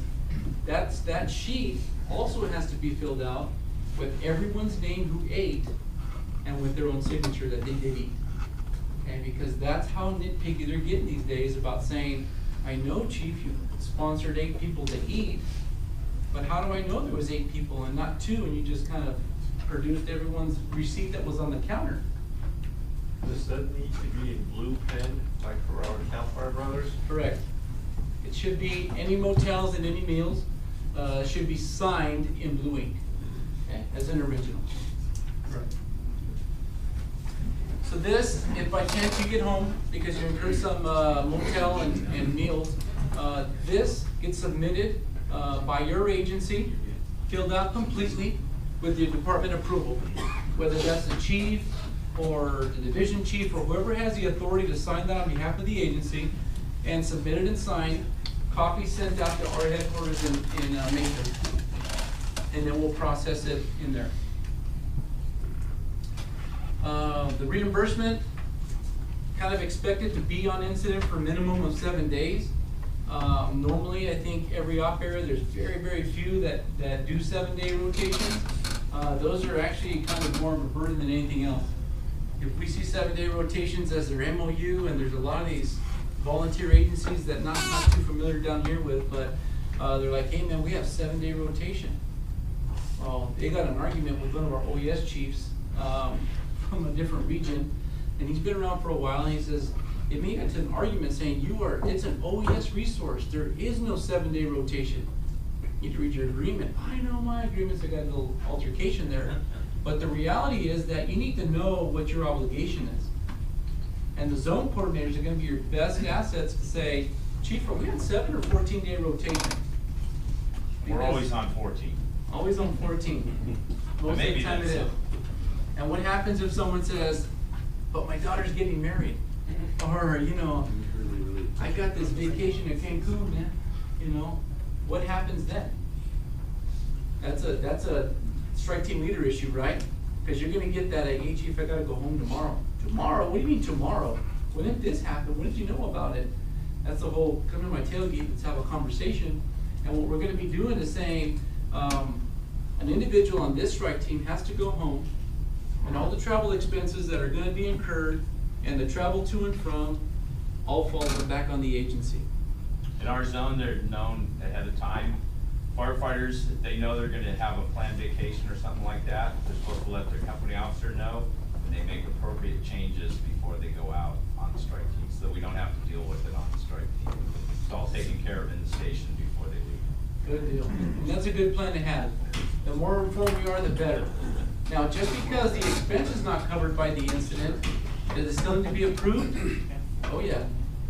Oh yeah. And if it's not approved by the IC, that's kind of a big deal, which we had a few this year. Just kind of like, well, we didn't find out about it till they were 12 days into the incident being released. And it's like, what do you mean you had a transfer of personnel? Yeah, he wasn't feeling good, his wife was sick, he had to go home, or whatever the deal was. And the incident's not very happy about that stuff. I think there's some reluctance on some agencies to say, this is what the reality is, we have to swap out, an engine has to go home. The chief wants his engine back home because his reserve rig that was in service took a dump and the station's not covered. Those things happen. Okay, but let's communicate those through the incident, and we'll make arrangements to get things done. So it's not a big deal, we just have to communicate that. Pete, in a situation like that, they need the engine back, they need to do the crew rotation. Do we come to OES? Is that a good first place to start? Number one, it's number one, because what we did is, Riverside op area, San Bernardino op area, Redlands needed their engine home. We need the engine home, you know, it's PL5, everything's burning. We sent an OES engine is in our shop, but we sent our replacement as an obligation to that, and now we have fires in our city. We need that engine back. Okay, so what we do is we reach out to the op area, first of all, say, hey, Chief Hawkins, do you have anything in the office that can cover Redlands? No, yeah, nothing can go, everyone's tied up. Okay, so what do? Do we send the strike team home? Well, those are conversations we're having with the ICs to say, here's the situation. You can send the whole strike team home, or you can send one engine home and drop that to a 4-engine, won't call it a strike team, but we'll call it a task force. Can we do that? Yes or no? And we did send that engine home by itself and kept them as 4 for an additional few days. But we married up other singles that were on IA into that strike team now and reconformed that, so that does happen. But we communicate that. Crew rotations, did anyone have to do crew rotations this year? What a mess. Man, those things are just it's a mess on this end, it's a mess on our end, it's a mess on the incidents end. And we were doing crew rotations in the middle of the Thomas fire, and it takes how many days ahead of time to schedule that? 3 days. 3 days before. And the 3 days never line up with the day you're off or the day you're working. It's like, hey man, we're getting close. Okay, cool, what's your strike team number? And we give you this nice little job aid, and I'll show you that form. Take it back to your incident, or to your agency, get it all filled out. When you're done and ready, you come back. Okay, so now it falls back on you to gather all the information. Chief Cremenzi mentioned what that was. It's what vehicles are going to be driven up to do the exchange, who's coming up, what are the social security numbers, what day will they be coming up, what day will they be going home. And so we're having to capture in one given period 8 people. Okay, so you're being paid from the time you responded. Now we have a middle section of traveling, the 4 that are coming, the 4 that are staying, and then the 4 that are going to go home the next day, and then to finish off the 42. So there's all that stuff takes a lot of planning. And this is happening, we were doing 15 rotations in a day. It was just enormous amount of workload. But if we don't do it right and we don't capture that, we're losing money. And that's kind of a big deal. Okay, so we don't want to do that. But there are a lot of issues that come up. One of them, I think we talked about it outside. Where was it? The Thomas incident. It was right here. So strike team leader is not a big deal, right? Strike team leaders are an overhead pretty much assignment. They're going to go 14 days and be done. But when you do crew rotations, what happens is another strike team leader's coming up. Different agency, clean. Santee's getting paid for their 14-day commitment. Lakeside comes up with the replacement as the next zone. No big deal, he'll get paid for the next 5. But what happens to all the resources in between? They have to be captured. So I don't know if it was a miscommunication on our end, which I think it was. But what happened was they only turned in the 42s from the day the switch took place until they ended. And Chief Cremenzi called me and says, hey, hold on. We're missing 14 days of payment here. Where did we lose? What's going on? It took me. Yeah, it took us about a month or a month and a half to get it all dialed in. Yeah. Recreate F-42s and affected 4 agencies. So that's a big deal, because we only had, and I don't even know if we had the travel 42, we just had the ending 42. So that takes some time to capture, because I have to go back in Ross and get all my case, kind of like a lawyer, got all my case lined up and ready to go, because they're going to say, no, hold on, what order number were they, what request number were they, who authorized it, do you have the 213 or job aid with the IC signature saying we approved this? And there's a lot of moving parts on it. So it does take some time. Most of the time when we do these, you guys are exhausted. You don't have all the information. You may have 3 engines, but not the other 2. The other 2 is saying, hold on, I have no one else to send. I can't do that. And then we start getting some challenges. Okay? With that first 14 days on that 42, I know that that's gonna, if you're doing a crew rotation, it's gonna show that on that 42. Does that 42 get submitted to you and it stays with you, or is that supposed to go, obviously it's supposed to go back, but if you've got a crew rotation coming up, there's gonna be a new 42 started, because I was actually part of that, Thomas, I was on the back end of it. Okay. I'm not sure what happened to the first one, but. So the only 42s that you're gonna have is one from the beginning to the end. So it's gonna day 1 to day 18. So that company officer, let's say that I'm relieving a guy, should he then give me his first 14-day 42 and I hold on to it? You should have his activities forms, the 214s, because he's gonna want those, you're gonna want those. Say, what did these guys do the first 14 days that I wasn't here? So there's no 42 per se filled out on that, because all they're gonna have is a travel 42. We have firefighter A, firefighter B, engineer A, and captain A. And he's coming with captain B, engineer B, firefighter C and D on one form. And that's submitted as a travel 42. That says the day that they left their home unit, in this case we'll call it Lakeside, they arrived at the Thomas incident, relieved the crews, and the crews traveled and returned back to Lakeside on so-and-so day. That's your travel 42. What stayed at the incident was the day that guys you relieved from day 1 until you got home on day 18. So there's two 42s that are submitted. And probably what would work best is that first crew on the 14-day, they start the F-42, put their personnel and all that information, and then when you arrive to relieve them, they hand that 42 off to you, then you add your personnel and then the end time, and then that 42 is ready to go. So really only- That's the best way to go, yeah. So you do the one for the incident, the others for travel, like. Right. Chief So that said. first 42 stays with the equipment? Yes. essentially. Yes. So Yes. from the day that equipment leaves its home unit until it gets home, that equipment has a 42, and you just do the crew change in between. Correct. And then that whole travel incident is captured on another 42. Yes, because it really doesn't matter whose name is on there. Jon Snow captain from day 1 is no longer there, Jon Snow captain day 18, but we're reimbursing the position.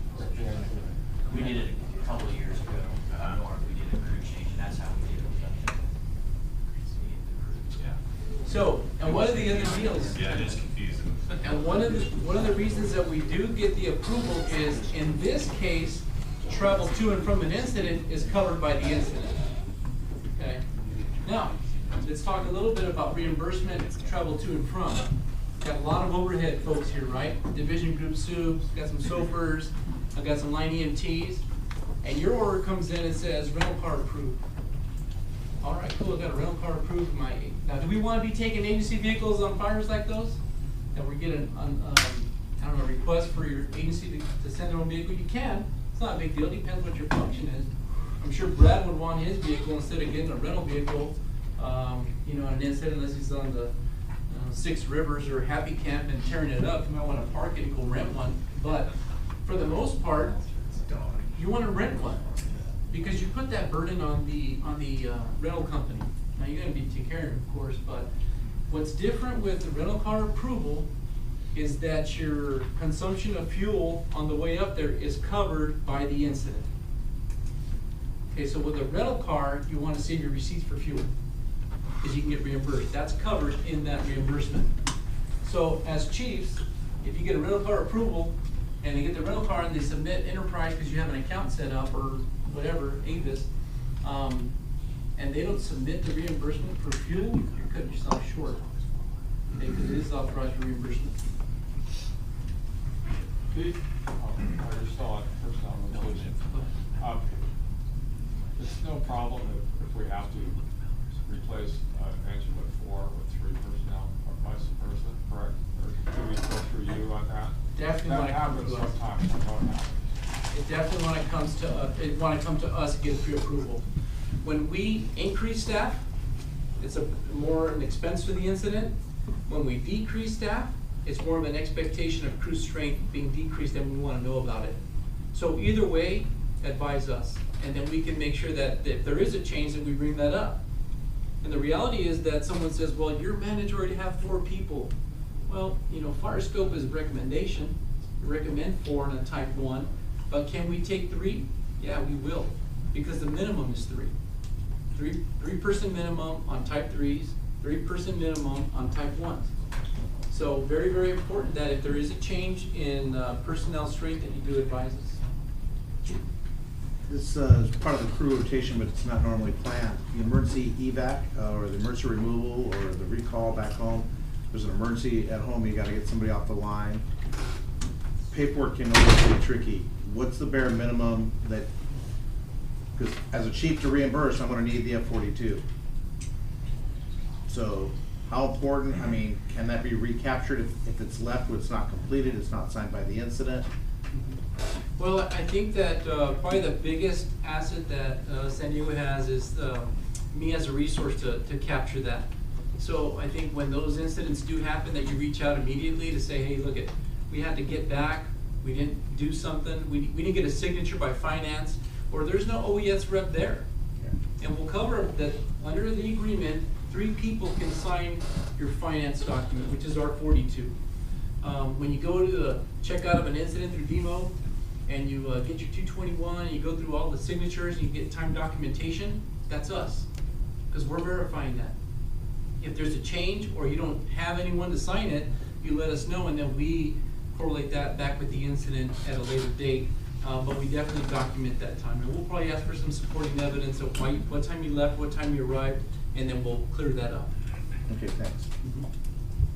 The same thing, if we went out and didn't have a trainee with us and we're doing crew rotation, you were planning to bring a trainee up on the second half of it, is that possible to do that? Correct. Trainee is approved under CFAA, and you should be taking the trainee as much as possible. If there's an open seat in your cab, you definitely want to bring them along. This is more of a CICCS type of issue, but we have a few brand new qualified strike team leaders, right? Who's that sign on? Tim took off as you're over here. So this is your first assignment. Can you take a trainee out? Can, but you should have at least 2 assignments behind you to be kind of a signatory to that. But it's not to say that the experience that they're gaining on that incident is not going to be valuable towards their skills in completing those tasks. So that's just something, technical thing with CICCS that they may or may not be sticklers to. San Diego's pretty receptive to having the quality of those assignments inputted in their books. So don't lose out on an opportunity just because that's a technicality of you being recently qualified. So any opportunity, please take advantage of it. The other thing is, if you don't take a trainee up on immediate need, strike team, but guess what? We just backfilled everyone in the county and we have people available. Can you send him later? Call us up and say, hey, we have a trainee available now. Can we add him to order number, request number, so-and-so? No problem, we can take care of it. And I know we're talking about strike team leaders. What about trainees for line safety? Because I've heard, like, I've got an instance like, hey, you know, I've got people calling me, want to come up as a trainee, an incident, because it's not on the order, and the incident says, no, we're not accepting trainees. Should I take one, or should I wait till I get to the incident and find out? Yeah, so as an overhead, more than likely, you're probably not going to be authorized to trainee. But what the incident will do is order up trainees for that specific incident, because remember, an overhead request is just a single request. Okay, and if you do that, what happens is that normally the ROS process, it'll say specific details, no trainee accepted, or trainee acceptable. When you see trainee acceptable, it's because they've already exhausted all the ordering from every region, probably gone to Nick, probably come back and say, we can't fill this, okay, we'll start taking trainees then. And you'll get that from the inside, but normally it has to be approved. Now, if you are qualified, you should hopefully be carrying your qualification cards with you, both hopefully hard copy or in an electronic version that you can verify with the incidents. We did have a few incidents that this year checked in and wanted those qual cards, and we had people hanging out at camp saying, hey, I don't have my qual card, I can't find it, my chief's not there. So guess what? The federal government said, hold on, while you get your stuff together, we're not paying you. Yeah, that's kind of a big deal. So anyway, just be prepared with that. But yeah, on trainees, on overhead, it just depended on the incident. The incident will, I get a lot of trainees that call me and say, hey man, can you give me an incident because so-and-so and so-and-so, and I need one more task. And it's like, man, you know what, things are really busy right now, but if the incident ordering process permits, I'll go and talk to them about, you know, what the needs are. And every zone usually has priorities for overhead as well. Okay. Not to circumvent the system, but you do that. So 48 hours ahead of time, we should be planning for crew rotations because just the process takes so long. And I think your chiefs will want to start prepping that. This zone does, San Diego and out there in general does a really good job prepping that way ahead of time. Okay, because we'll start getting calls from the OA coordinators or the zone coordinators say, hey Pete, how likely is it that we're going to rotate? Well, more than likely, they got 10% containment and it's 100,000 acres. We're going to be here for a little bit, so start working on it. Okay. Once again, we utilize the job aid, but we definitely want to work with the OES rep on that. Transportation rotation plans, that's part of the process. It just takes planning on your end. Can overheads be crew rotated? Okay. Overhead assignments are not privy to being rotated out. There's no crew rotations on them. They either end the order and reorder them, or they're ordered under a different number, but the overheads normally don't get reordered. They may be extended 2 or 3 days, but they're never usually unless we go back to the operator and say, hey, we'll extend this guy to 21 days. Because it takes them 4 days to get in and out of his spike or whatever. It happens. Here's our job aid. For those that did the crew rotations, our first step is to go ahead and give you this, and it takes back to your agencies, and it's just fillable. What your current order number, request number is, date and time for the reimbursement or for the crew rotation, who's coming up, who's going back. And I can email this to the zone coordinators if you want them, or they're available on our website as well. So, and that's how we capture this. And then once it's all received back at our incident, box number 9 is very important. We take that to the incident and says, okay, do you really want this resource to be swapped out? Because there's some cost in here, and we want to make them aware of it right away. First few days of crew rotations, yes, we need them. Order them up. Next thing you know, we're getting a knock on our support unit and say, whoa, are we still doing crew rotations? Because we want to cancel them. Well, man, they're already in route. What do we do? You've already signed that document. Okay, we'll let them get to camp and let them meet, rotate. We'll put them on the shift for 1 day, sleep them, and then send them back home. Surprise. Trying to save face, right? We've actually been canceled in route though, too, so, on a crew rotation. Yeah, that's never fun. It did happen. Lack of planning, I get it, and everything in this process, whether it's ordering or replacing, there's a delay. Why are we receiving orders for immediate need and the fire's been burning for so many hours and we're so many hours from driving to get there? The reality is by the time that filters through all that notification system from the local agency to the operator to the region to other regions in the state, that takes time. So when the order was initially started at 8 o'clock in the morning, it may not reach that terminal ending from region 3 up north to region 6 down south until 7 o'clock, 8 o'clock at night. Or a couple days later. Or a couple days later, right? So, Canada and Strike Team Leader, I know you guys are eager to get out, but to say, hold on, can we verify on this? Is it really immediate need? Because if not, I'm gonna take my planning book out and try to figure out but as a Strike Team Leader, Task Force Leader, I kind of work a negative clock. So if I wanna be there at 6 o'clock in the morning, figure out your travel 4 hours with a 20-minute stop, you work that clock backwards, you say, I need to leave at 4:30 in the afternoon, no later than. Okay, so why am I rushing to try to get out right now to beat myself? Because if you show up, run all night, and you're there and you show up to briefing at 600, you're like, 6440 Alpha? Yeah, sure. All right, you get there, it's like, all right, man, you guys just got here, cool. Division Alpha. Next. Like, oh man, we just drove 16 hours. Like, you're here now, right? Ready to work? Yeah, okay, good work. Okay, so it's not to say you're shading work, but at the same time, you have to kind of plan ahead. Okay, you show up to that incident, you better be prepared to work.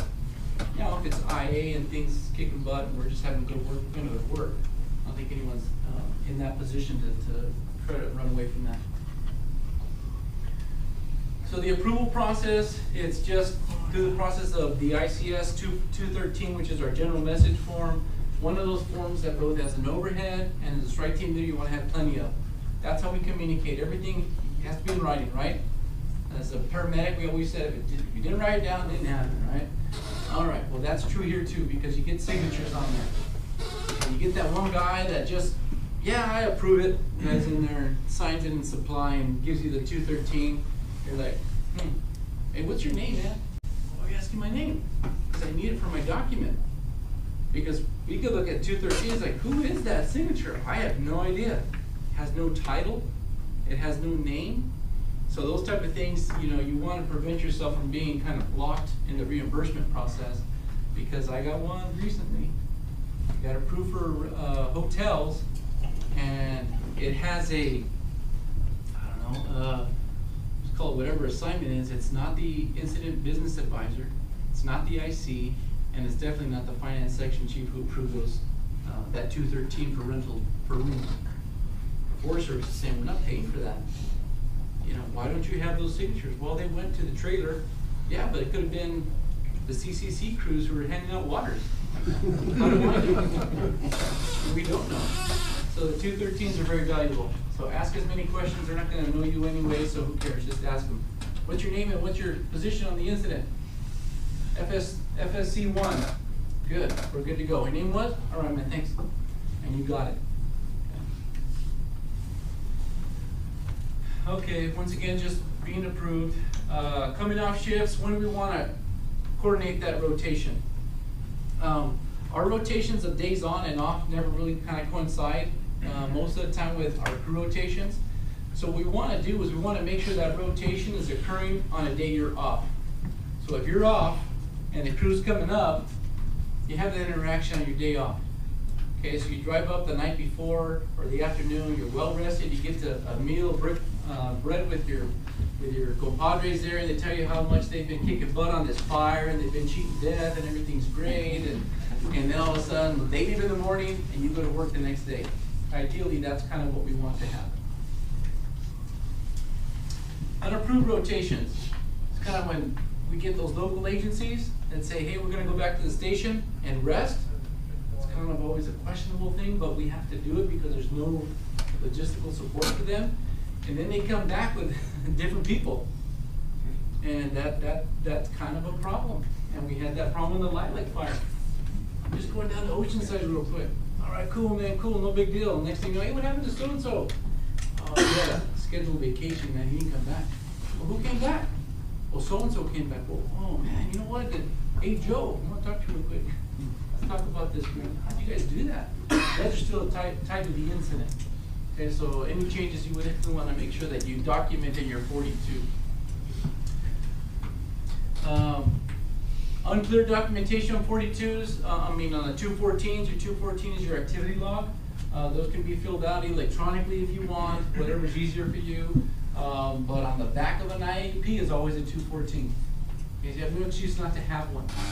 Do all engine companies usually get IAP? Not always, but you should have some available. If you don't have any, come to the OES wagon. We have a whole bunch of them using. So that's not a big deal.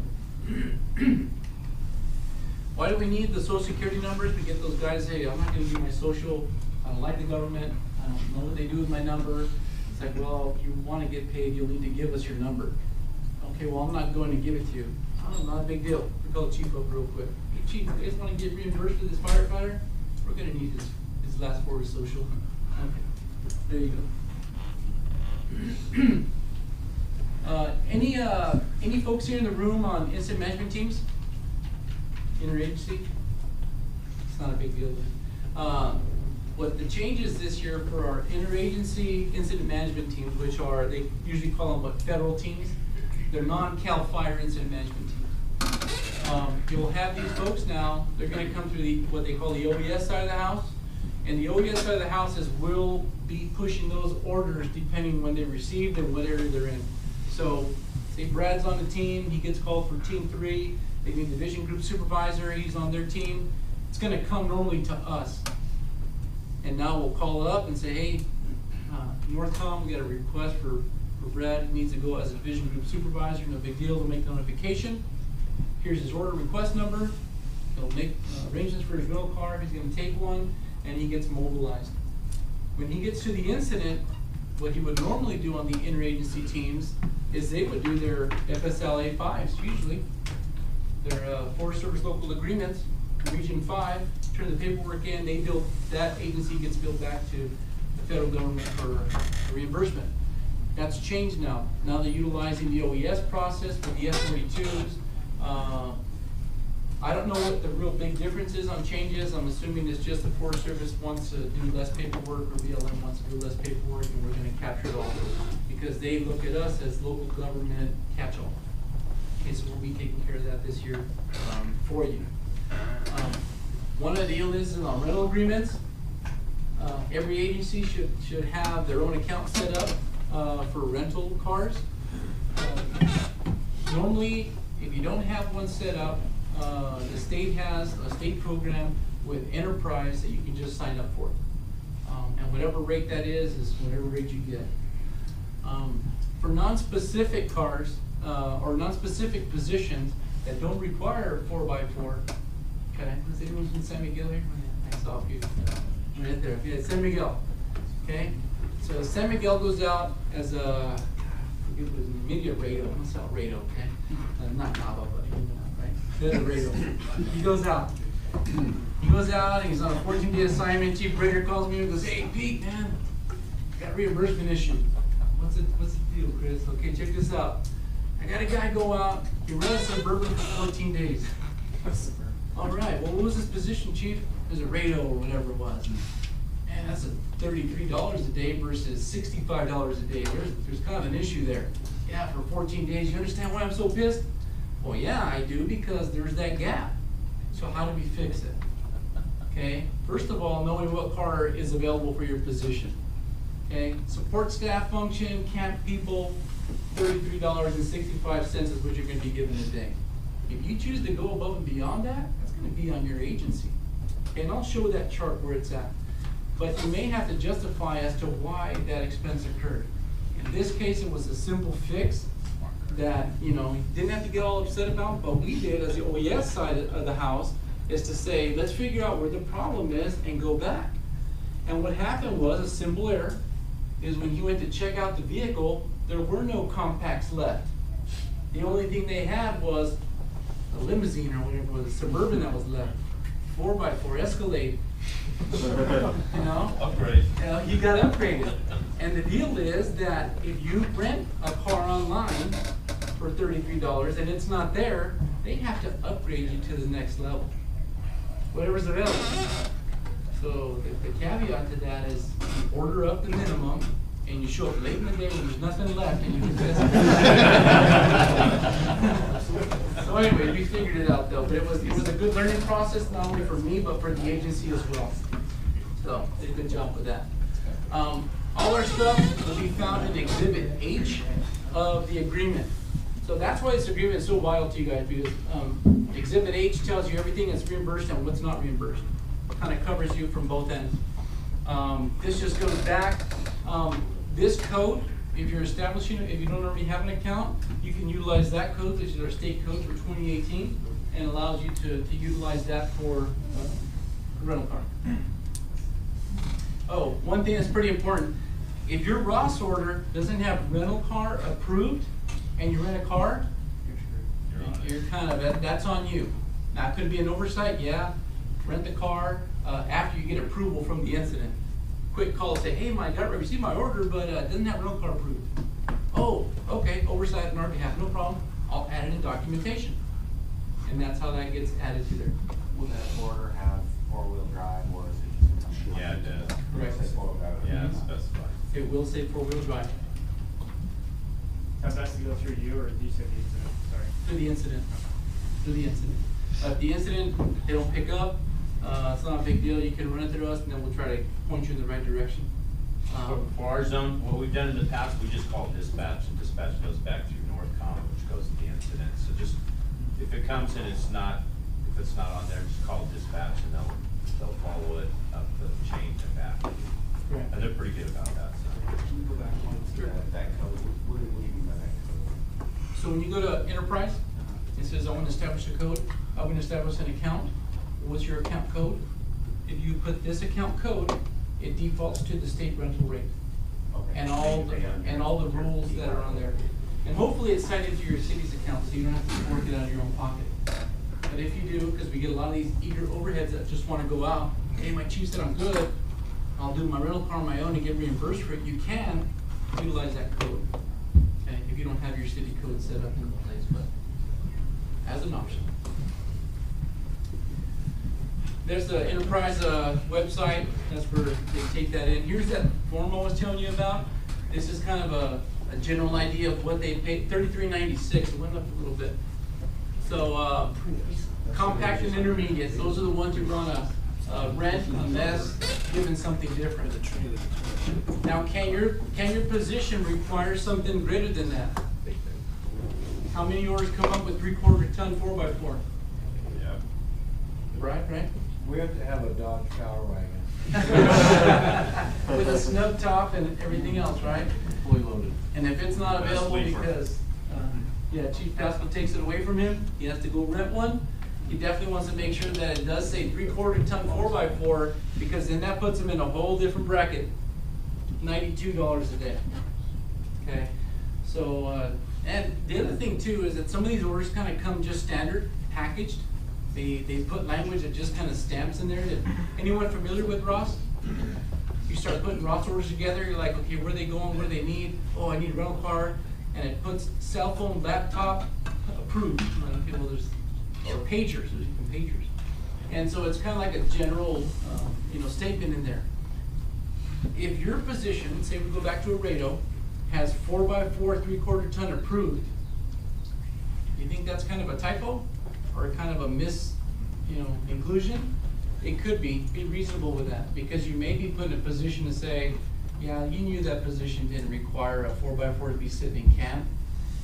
3/4 ton, no, it's not gonna work. So just be reasonable with that as well. If your overheads go out and see that, that's not required, bring that up as a question. Damage, I think we cleaned that up a little bit. A lot of cars that were being damaged, and this is the whole reason that the Forest Service went away from renting cars for team members or for overhead personnel. Before, if you were overhead personnel on fires and ordered up, you'd say, I'm a line EMT, been ordered for so-and-so incident, where's my rental car, and they put it on the federal dime. What happened was we started getting vehicles that were turned in damaged, and they're like, we cannot pay this anymore, this is just out of control. So they put it back on the agency. So with that, there's an expectation that all the vehicles are turned back in as close to the way they were rented. But this is just an example of an expense that was taking place for a rental car that was returned with the expense of $9,700 in damages. Yeah, so that's not covered by your insurance, but it's expected that someone's gonna have to pay for it. It's not gonna be the incident.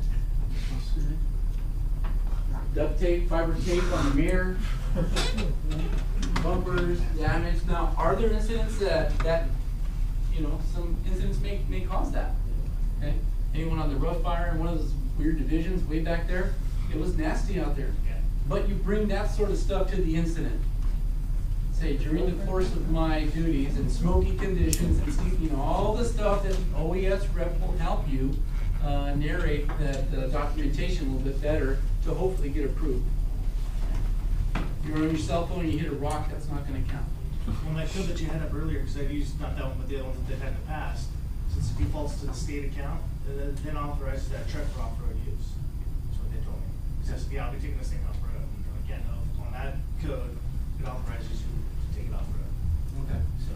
Yeah, and that's an expectation, because when vehicles are authorized for off-road, they go through a whole separate inspection process. Yeah. All the rental cars that are just normal compact sedans, they go and just make sure the catalytic converter is still there when you return it, right? Yeah. All these other ones, they get put on the lift, and they're going through there to say, man, these shocks are done, the springs are cracked, the body frame's damaged, where was this guy? Okay, those type of things, they get looked at a lot further, because they know what's going on fires, they've been out there. So on this order, getting back to one of the questions was, oh, here's a Rado. He's ordered Rado, OES name request, cell phone, laptop, 4x4 approved, agency owned vehicle authorized. All that information is just generic. So what that's telling you is that rental car is approved, but you could bring in your agency owned vehicle as well, 4x4, and that's authorizing you to be reimbursed at whatever vehicle you're taking. Okay, so it's a catch-all on there. But just make sure they coincide with whatever you're taking. Just because it's authorized 3/4 ton 4x4 and you don't need it, probably just, be frugal about it. Special needs, that's where you'll find that information. And then one of the deals with that is that your financial code is next to it, so you kind of have an idea of both of what you're being paid for and what you're authorized to have. And this is just common documentation that Northcom probably would add in your case to say rental car has been approved. Work rest guidelines, how do we figure out how many hours we can be on the road versus we're sleeping? That's kind of the ratio, 2 to 1. Off-shift rest, sleeping assignments, we talked about covering, accommodations.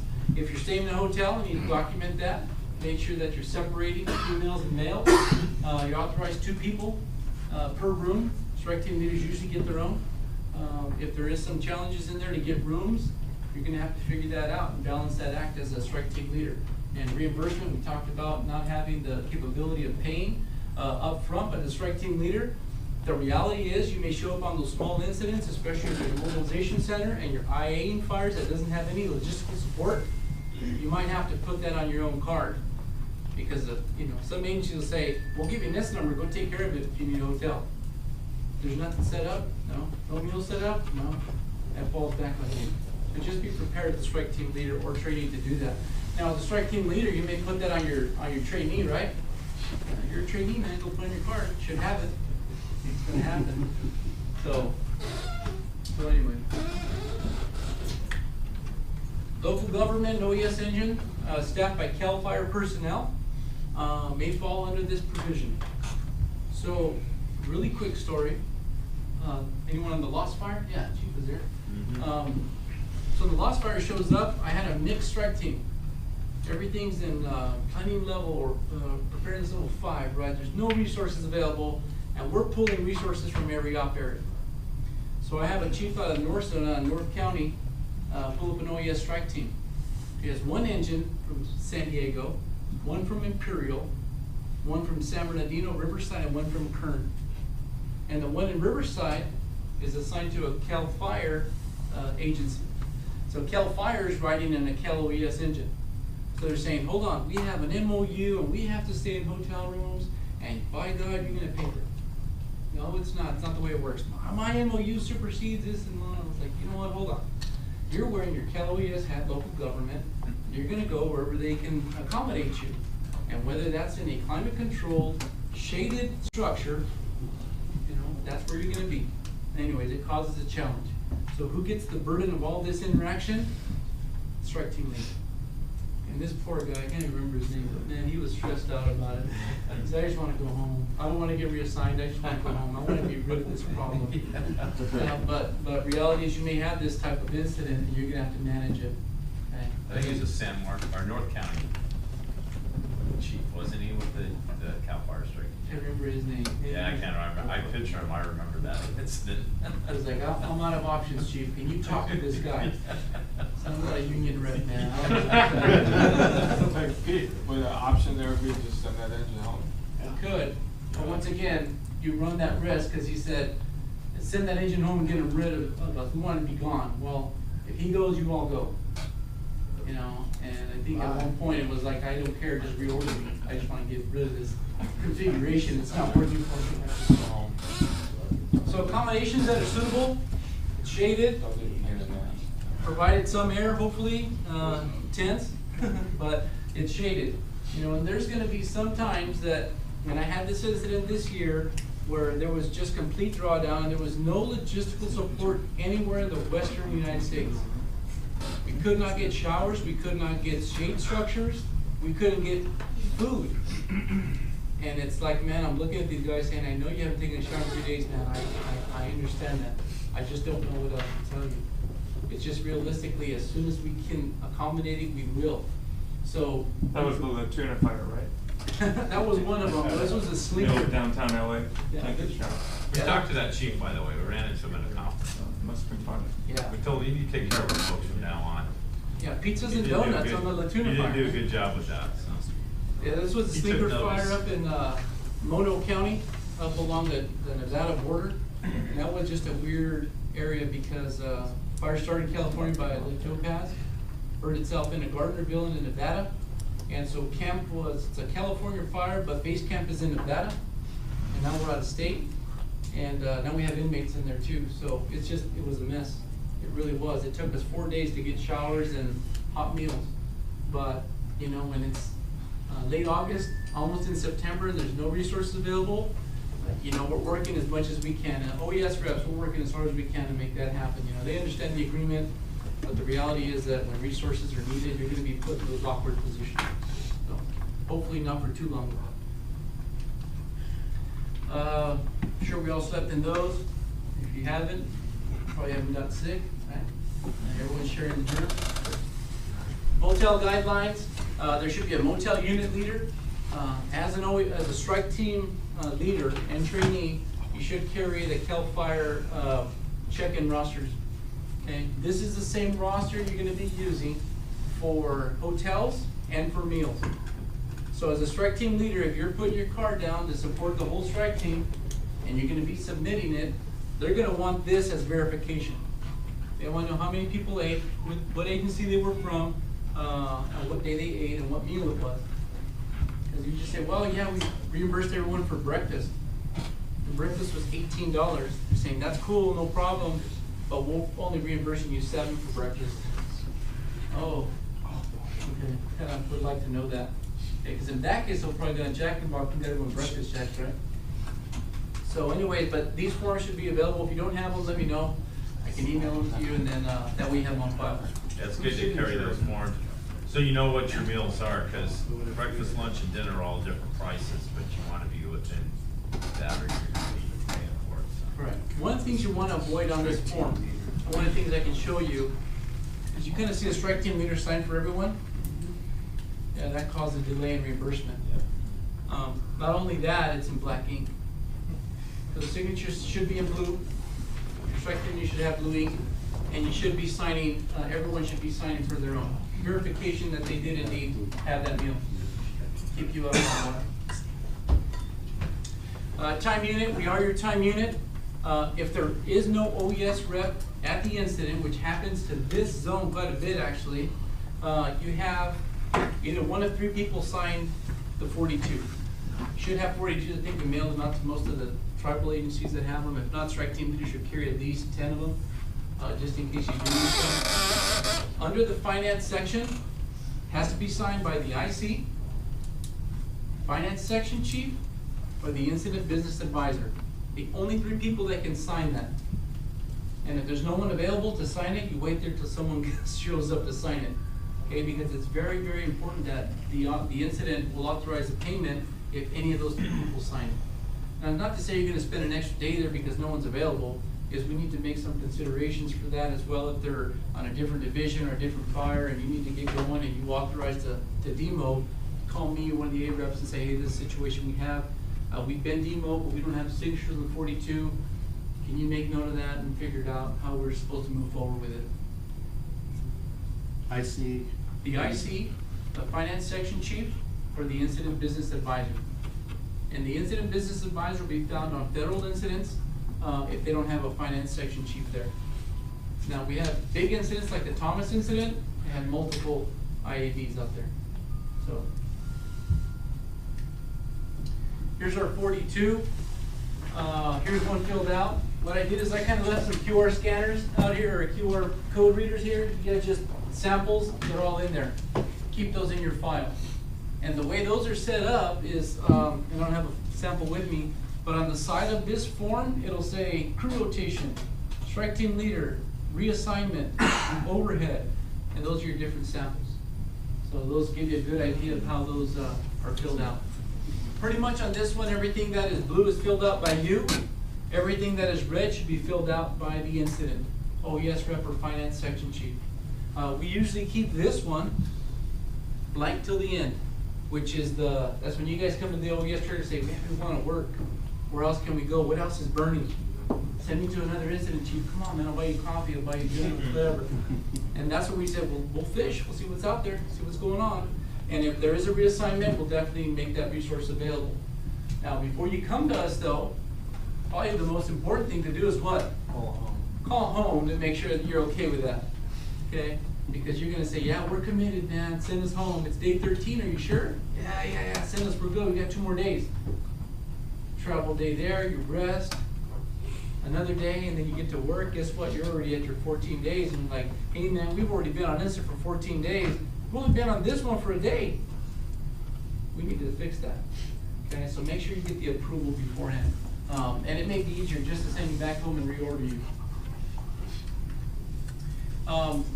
And once again, if you're on incident and you have these and there's no OES rep there, you should be able to fill them out for yourselves. That's why the samples are there. If you don't have any clue, just get a signature at least on the bottom from the incident, and then we'll clean it up later with the chiefs. Okay. I didn't bring any samples in here, but on the 4 copies that we have, the goldenrod stays with you or back to your agency. The pink one goes to finance. The white one is the original that goes to headquarters. And there's a green copy in that usually comes to OES rep. We keep copies of those when you lose yours. Can't find them. That's what happens. Okay? Definitely make sure they're all signed. This is a sample of someone doing actual hours. Okay, so if you have supplemental personnel, like we talked about wildland fires that are not portal to portal, wildland firefighters, or seasonal stuff that are not portal to portal, this is how you would be filling those out. Similar to a time card. 05 to 08 overtime. 8 to 1700 hours straight time. 17 to 20 overtime. Every day. Okay, so that's kind of the way you would be filling those out. Box 14, easy to remember because that's kind of like your activity, not to be confused with the 214. On here, we want to keep that as simple as possible just because we don't have the space. I've been assigned, I've been reassigned, I've been demobilized, or we had crew rotations. That's what you want to use those documentation for. Or if you have some major event in there, damage to vehicle and so day on so division. Here's that travel 42.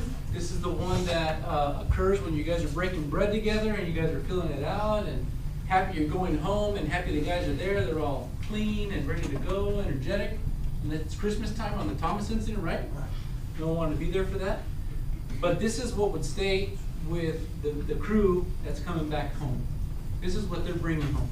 And that shows all 8 people on that 42 and really kind of dictates the day that this happened. On 7/16 from 08 to 9:30, crew traveled from San Marcos. On the 16th from 12 to 1:30, the crew returned from San Marcos, and even list the names of people that are there. This is the 42 that stayed the entire time, and it'll be from day 1 till the last day that they left. So language, what do we want to avoid? Structure protection. Why do we want to avoid structure protection versus using the term as structure defense? You're on a vegetation fire in the U.S. Forest Service, and you put structure protection. Forest Service is going to say, hold on, we don't reimburse you for that. That's not on our mission. You're here on our mission, we don't reimburse you for that. So that time on Division X-ray for the last 3 days, that's on you. We're not reimbursing you for that. So yeah, so it's structure defense, perimeter control. Right? Those are terms we want to use. Some of the terms also approve crew rotations, reassigned, assigned, comp claims, negotiations. And don't confuse it for block 14 for the 214 as well, just because there's not enough room in there for that. Your activity log is something different. Should be documented daily. How often? I mean, strike team leader, we've probably all been there. Saying, okay guys, gather around, I want everyone's 214's done, I want to verify, check them out. And all of a sudden it's like, oh, what do you mean? Oh man. You know what, okay, yeah, we'll all get together and everyone's on the hood of the chief's car. All right, January 1st, what do you guys do? What time do we get here? Okay. On the 2nd, we're all starting at 8 o'clock, right? And we're all ending at 2200, and they all look the same. They all look the same. Does that realistically happen? Not always, right? Because hey, when you left Viejas at 800 hours, and you showed up to North County at 1200 hours, but our times don't coincide. Okay, so just be consistent. Have every engine company captain accountable for that. And up front, when you do your crew orientation, come to Jesus kind of meeting with them, say, these are my expectations. Here's my leader's intent as a strike team leader to you all. You're going to behave in this way. You're expected to do this. And first of all, make sure your documentation is correct, because ultimately that falls back on us. Comp claims checklist, there's a lot of information on here. My recommendation is that you go to the state website under Form 270. State form that we're going to be requiring you to fill out, and it has every documentation piece needed in there. The 5 W's of the whole event. What, when, why, how, everything. H. So this form is pretty extensive. We're going to walk you through that process. Your best asset on if there's ever an event of damaged equipment, or personnel, is you come to us and we'll walk you through that because we have a whole packet ready to go for you when you show up to the support unit. So any damage over $500 that requires this, we're going to have you do it on everything. Now this doesn't take the obligation away from your home agency. So if you have something different that's not the Form 270 and you have your own internal documents, you need to know what those are and take care of them. As a strike team leader, may or may not be your agency, but someone in your strike team, you have to put that back on them. Okay, to say, hey, know what you guys need to do, because for this incident, you're going to be doing this form. And it is a process. Here's a sample, not a very good copy, but it just goes to show the narratives that's involved. There are going to be a lot of witnesses. Has anyone here filled one out recently? That's a good thing. But it's we definitely vet them before we turn them in. Okay, so we get them ready, prepped, and then you got to go sell it. And we'll put that burden back on you and say, okay, look good. Your narrative needs to be a little bit more descriptive, because something that says, I was driving down the road and I hit a rock and it damaged my undercarriage, I have an oil leak, I think the incident should pay for it. And you say, okay, cool, thank you very much, denied, operator error, should have avoided it. Now versus saying, you know, at night, in an area unfamiliar, seen in daylight, in smoky conditions, under initial attack, doesn't that all sound a little bit better? Yeah, it's probably more what I would say. Yeah, these guys were just trying to put the fire out. Okay, and they were hustling to get there. They didn't see that rock underneath the vehicle. They just, you know, whatever. That's how we help you with that. 213s. Don't wait to get that thing turned in. And we usually try to set it up like this. If it's not in this form, we say, okay, well, let me give you a sample here. Who, when, where, how, what. The narrative includes all that stuff, and that's how we kind of make our sell to the incident to say, you need to reimburse us for X, Y, and Z. Kind of important, if you lose equipment, burns over, you left on the line, KK nozzles, you know, probably, I don't know, $60 a piece now, I don't know what they run. The incident, you think they're going to replace you for your TFTs? Probably not. I left a, you know, combination nozzle, variable gallonage out there with a pistol grip. They're saying, okay, that's awesome. I'll go to supply, whatever they have, you can get. Oh, hold on, man, that's a $400 nozzle, and you're going to give me a $50 one? That's all that's required. No, Well, yeah, look at your CFAA. It has an itemized list of equipment. So we're going to reimburse you for that inch nozzle that you left, not that task force tip. That's on you. You want to go walk and go get it, but for the most part, it's not going to happen. Are you going to lose equipment? Are you going to damage equipment? Yes. Whose signature is very valuable? Brad's. Division Group Soup, right? Because they're going to verify. Early in the season on the border fire, the first one maybe, the 4 or 5, at San Diego Fire, get up there and they lost the section of 3-inch hose. Okay, so 3-inch hose gets burned up and they go to supply and say, we don't carry 3-inch hose. okay, I understand that, but still damaged by the incident. It was our anchor point. We were pumping that lane, fire came in, whatever. So we went back and said, okay, they wanted the hose. The incident wanted the hose. The poor engineer had to drive out to the incident, go pick up the section of burnt hose that was all knotted up, and brought back, says, oh yeah, it's burnt, okay, yeah, we'll approve it. To those extents. Do we want pictures? Yes. Do we want signatures? Yes. Those type of things you definitely want to have. If we would have had that up front, we probably would have avoided that, but it's just you don't know who's going to be in that comp claims trailer and give you a hard time or not. Well, and that one statement there that says, make sure you get that division soups. Yeah. You know, division soups get moved around from division to division all the time, so if you don't catch that guy before he goes off the line, you can never see him again. All right. Yeah, I'll get it tomorrow. I'll get our next shift. Yeah, you were on Zulu, but now you're on Mike. Oh, man. I'll track him down. Yeah, the incidents, are you at Kachuma or are you at Ventura? That's a 40-mile, 50-mile difference. Yeah, you may have to do some explaining on that one. Just pictures of stuff that you're going to have to include. We all have phones, tablets, whatever. If you don't, come back to us and we'll do them for you. We did plenty of these packets on there. This is just documentation. S numbers.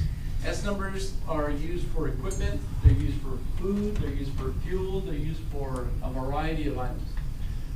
It's whether they're being approved or not is the difference. How do we get approved? We're going to come back through the incident. Normally, it's through the 213 process, general message to say, we responded, initial attack on this fire, fuel was not set up at base camp, fueled at so-and-so, engine number, order request number, and here's my receipt for 8711. That's what we're gonna want. Yep, that's legitimate.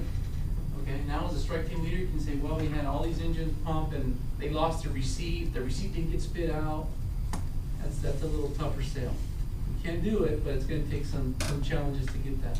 Well, on that one though, since you're responsible to get to the incident, you should be showing up with a full tank of fuel, right? Don't assume that the incident's gonna have fuel available.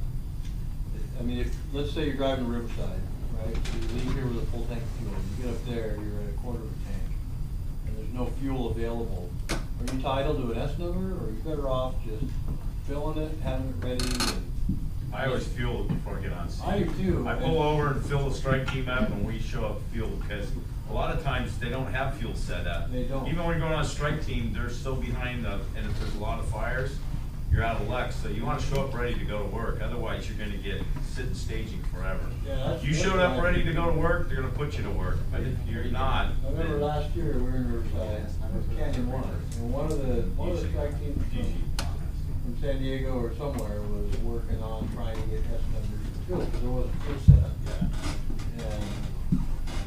And we didn't go through the S number process. We threw our cards down because we want to show up to the incident ready to work. Would it have been appropriate to try to get an S number for that? I mean, to me, it wasn't worth the hassle. Yeah. And it was never questioned from the agency. You know, it really depends on the team, on the incident. I've had both. I've had the federal team say, we ordered you to the incident and expect you to show up ready to go to work. Yeah. Okay, well, we had to get here, and there's no fuel service stations around here, so we're here the way we showed up. Well, we expect you with a full tank of gas. Well, show me where it says in our agreement that you need a full tank of gas. It doesn't say that, just ready to go to work. So it really depends. Here's an incident, man from Heartland. fine, yeah. Okay, they were on an incident, maybe the Detweiler. Jennings broke out, Jennings 2. We were in Santa Barbara. Okay, at the Whittier, the Alamo fire, right? So they showed up, your training. So they showed up over here, and they showed up and said, hey, well, we were ordered from one incident to another. So we want to get reimbursed. We have S numbers for fuel. And so we're like, yeah, that seems reasonable. I mean, you're traveled en route, and then we get to the finance. They're like, well, hold on. Let's take out the CFAA. Yeah, finance knows those things really well. To and from an incident falls back on the agency. Yeah, but we came from one incident to another. Oh, hold on. To and from an incident is on the agency. All right, well, let me choose my battles here. I'm gonna word this. You know what? Give me the documentation. We took it, kind of did whatever. And during that season, we had some other politicking to do where they needed my help. I said, oh, by the way, we had this incident back in San Diego, and we had some fuel and I don't know how, I know there's kind of a dilemma, but you know what, just, we'll get them signed. That's kind of just hit and miss. But travel to and from an incident falls back on the agency. Whether you respond from one CAL FIRE incident to another CAL FIRE, from a federal to a CAL FIRE incident, doesn't really matter. I think the bottom line is that the expense could fall back on you. Are you expected to show up ready to go to work with fully, safety gear and fuel? Yes, you are. But if you show up because you just traveled 8 hours and the last gas stop was in Bridgeport and you're up in Nevada, there's nothing there in between there. You can't be expected to fill up. So that's just an option. It depends. Claims, it's a whole other class in of itself. But really it's knowing the agreement, knowing the 270 form, and proper documentation. As a strike team leader, make it a point to review that with your trainee. Probably serve as good reference for you and a refresher for you, but at the same time, putting him through some of those scenarios where maybe do a few mock ones. Bumper, backing incident and having to process that, and we can help you out if you ever want to work through that as well. The duty officer for the state OES, we have a normal duty officer number that goes directly to the state warning center. State warning center, get a hold of the duty officer and take care of any issues you have. So 8911 is the state duty officer, or the state warning center, and they'll get a hold of us in a heartbeat. Just continuing, it's a lot of the same messages, 213 to 270, motels approved to finish your leg, copies of all documentation from the incident. All these forms are available either through me or on the website, so definitely make sure you have them. Notifications, if any changes, you want to definitely make sure the incident safety officer knows that there's an accident, as minor as it may be. Knocking down someone's fence, cause some property damage and claim back to the incident, they're going to want to know about that. Kind of important. Okay? Because if you just leave, they're going to say, hey, there was a strike team on so-and-so division knocked down my fence. Really? When? So-and-so day and so-and-so time. Come back to that IAP and figure out, oh man, 6440 Alpha. Hey, strike team leader, got a question for you. Will your engines hit that vehicle? Not that I know of. I'll find out. Here it is. So, operational versus administrative paperwork, that's just something simply that your agency may require something a little bit more stringent than we do. And the incident, our state form 270 is what we're going to be using. Your agency may have your own internal documents that you need to police as well. Demobilization, we've all been there at some point. It's really the premise of demobilization is that you're prepared, that you segregate all the duties among your engines, that everything gets returned, everything's in the proper condition it was returned in, or at least good enough, and get ready to go. We don't want to be jumping line on demo to get there early, thinking that we're going to get released early because you're just going to piss off the demo unit leader or the inspector. And they've been pretty stringent about getting those 221s out at demo, which is your form that gives you the ticket to say, here's, go punch all these tickets on these little boxes out before we can demo. Don't show up until your time is there. So 5-10 minutes ahead of time, hey, I'm here, ready to demo. I had a guy sit there last year, and we were like the last resource in camp to demo, Canyon 1. I walked in there, okay, can you print out my paperwork? There's no line, nobody around. He goes, okay, well, we have to wait 2 minutes. 2 minutes? Okay. And no kidding, he's like, 15 more seconds. And then he prints it out. That's an impression on him, Brad. We were the last ones on the list. Yeah, and you know, and you may have a situation where, like, hey, you know what, your OES chief may be able to help you out a little bit with that. Do you have emergency demos because there's a fire that broke out in your op area? Yeah, stuff like that happens. We're going to get you through the system a lot quicker, but you need to communicate. Just don't barge and say, we have a fire, all right, we need to get the heck out of here. Like, okay, hold on real quick, buddy. I gotta go get my lunch real quick, okay? Because they're gonna run out of admin lunches. I gotta go get them. I take care of those guys. So, I'm your friends. You hook them up. It's communicating that. But the 221 form is what you, as a strike team leader, will get. That gives you all these boxes where you need to go check off. But it's no running any different than running an incident by having certain, your engine companies do certain tasks.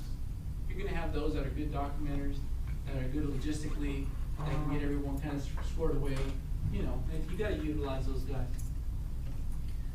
Task books, definitely your strike team leader trainees, make sure your task books are with you. We get a lot of those that where the training specialist says, well, I need your original task book. I only have a copy. Well, that's not gonna work for me. Okay, well, how do we get that? Well, let me call the chief up real quick. Oh yeah, but he's on vacation. Okay, well, we'll give you a 225 form that gives you your evaluation, but you really need to be keeping those for you. If you don't have your task books with you, because they're at CIPCS committee or whatever, get those back. You can always take them back to your committee. It's gonna save you headaches later. Your inventories, if you're on OES engines, you're gonna need OES engine inspections. Bernie's pretty well informed on those. So we request those by the assignee prior to leaving, and then any documentation that you've accumulated throughout the incident, such as the 270. So where do we sit? Under ICS, we have a general staff, command staff. We kind of sit right underneath the liaison officers, the agency rep. Be more involved in that. We're not always involved in there. We're not always included in there. Very similar to like, we need you guys right away, and then as soon as you want to be a part of that group, they kind of shut the door and say, we'll be with you later, until they need something back again. So that's our role in there, but we'll deal with those battles. So that's the communication link that we have. If we're not being taken care of, the job is to get to the liaison officer and make sure things are made right. The difference between OES strike teams and regular is that we carry our own fuel card, so the fuel's back on the agency. Inventories required at demobilization. Ops Bulletin 41, anyone familiar with that? Ops Bulletin 41, and this could relate back to, especially you guys were on the Canyon incident, Canyon 1, Canyon 2 probably. Ops Bulletin 41 is very clear about driving vehicles on toll roads. Okay, so if you take your strike team and you say, man, I'm gonna take the 241 instead of going down the 405, it'll get me there quicker. All right, you do that, and all of a sudden, beep, beep, beep, things going off. Your agency gets a bill for, I don't know, $150 for blowing that toll road without paying. You're gonna get billed for that. If you notice that you go through toll roads, and you want to make that note in your 213 or to us saying, hey, you know what, we had to, because of emergency response, had to take this because of traffic, we can sell that to the incident. And what we did on the first Canyon fire is we identified every local government vehicle with license plate numbers on a spreadsheet, and we submitted that to the incident. Saying, if any of these vehicles get a ticket, they have options to waive them through toll roads. And we did that. So I was sending notices out to agencies, say, hey, chief, pay your bill, or call them up and tell them that you've already got a waiver on this one, but we submitted that documentation in there. If you didn't and you failed to do it, eventually they'll come back and bite you, but the sooner we know about those, the better, but if not, you're gonna have to eat those. And they're actually handing out the instructions on what to do, the demo on that incident. So, and we're hoping, when we did that, I'm thinking, I hope these guys keep it, but I sent an electronic copy in my computer just to send them to those guys that, I don't know what happened to the document, can you send it back? Yeah, no problem, here it is. Yeah. So what do we expect? Make sure your qualification cards are with you. Make sure that you're qualified for a position that you've been requested for. Because you're a SOFR trainee, and you took a SOFR position, and you're not qualified, because all you need is one more item, and I'll be qualified. But yeah, you're not gonna get qualified on this incident. You have to go to committee, and the committee has to stamp you, and then it's gotta get inputted in ROS, and it's a big deal. Okay, so it just doesn't happen overnight. So make sure that you do that. Make sure that the trainee fills out all the paperwork, daily sit stat, flight following with the operational area. Make sure your dispatch centers know where you're at. We're en route. We're en route in case you need something. We're headed up north. We're passing through Kern. Any fires? I see a header. As we start getting those phone calls, then we start trying to fish if there's any information that we can use that can maybe get you remobilized to a different incident. Response modes. Initial attack, obviously, we know what that is. That happens here in our immediate local area. Immediate need within 30 minutes. Okay. Immediate need to Riverside. Well, If you're in North County, maybe. South County right here, what does it take you guys to get to, well, I don't know, Paris? Depends on traffic. Depends on traffic. Could be 3 hours, hours. 30 minutes to 4 hours. Yeah. Definitely over the 30 minutes, right? So blaring your code 3 sirens to get out of here, all the way up, and then all of a sudden your alternator's not working, lights aren't working, everything's overheated. You know, just be aware of that. You know what the needs are. Code 3 to the 6 rivers, it's not gonna happen, but it's gonna take some time and some planning. And it's always better to put the time up front to plan your travel. Okay, the strike team leader, you already know, XSB, Northcom puts these reports out, we already know who's the next strike team's going out, the central zone, metro zone, we already know who those are. And if you're a trainee, we already know that you're gonna do some planning ahead of time. So be ahead of the game, be prepared. Don't say, oh, I gotta stop at Walmart. I gotta load up on all my toiletries because I used them last time. When? Last summer? That's gonna be a hard sell, okay? So especially if you're a strike team leader and you wanna impress everyone there. And expectations is what you really need to kind of impress on these guys. Building your file, strike team leader, if you don't have a little binder of some sort, carry with you. Documents you can carry with you as a reference, just in case you don't have them. But it's really building your file. Those accordion style with a little rubber band at the end of them are really good for that stuff. Keep everything organized. So OES assistant chiefs, like I said, OES is broken down into 6 regions. Every region now has 2 assistant chiefs. For those of you that remember Chief Art Torres, he was an assistant chief down here in Region 6. He is now the Southern Deputy Operations Chief. So now Art covers everything from Kern County South. So he has Region 5, Region 1, and Region 6. He supervises 6 ACs now. So there's a new AC in Region 2, Mark Horson. He came from the Forest Service. He just recently came on board. So we have Dave Stone and John Selvate. Everyone into John Selvate, and he used to be Region 2. Is Dave Franklin, good guy to have, really good, protects his troops. Good guy in Region 2. Mark Carson, I haven't met him yet. Ken Hood's in Region 3 along with Pat Titus. These are all, and these are all available on our website. You can print out a map, has everyone's email address, cell phone numbers, contact information. It's all on our website. Corey Zander and Kit Bailey out of Region 4, which is pretty much your Tahoe Basin, Western Sierras. They're all up in that area. Region 5, Bill Boncho and Javier Lara. Kern, Central Valley. So they're up in the area. And then myself in Region 6. And Randy Yankovic is a new hire for Region 6 North. So he'll be San Bernardino and Riverside. But we'll probably be married up together all summer long as he's getting to know the system. So good guy to have. Work with him with the Forest Service. Those that know him, he's a solid guy. And then we'll split the Mono-Inyo County on the Eastern Sierras. So here's the QR code, which has all the job aids, the forms, the samples, the CFA agreement, and I'll leave that up as my last slide. But it really gives you a good idea if you can build this file, have them all there within your iPads or phones or whatever. If not, call someone who does have it, they can just send them right over to you. I'll go back to this one, but for the most part, I didn't even go on that one, but you have my contact information. That's pretty much it. Didn't really think we'd go 3 hours, but we did. Just a few closing things. Make sure you guys are all signed up. So you can print out your, you'll probably receive an email from the Joint Training Center about printing out your certificate. And any questions, you'll have my information on the cards. I have my QR scanner here, samples of the 42s. Reach out for whatever.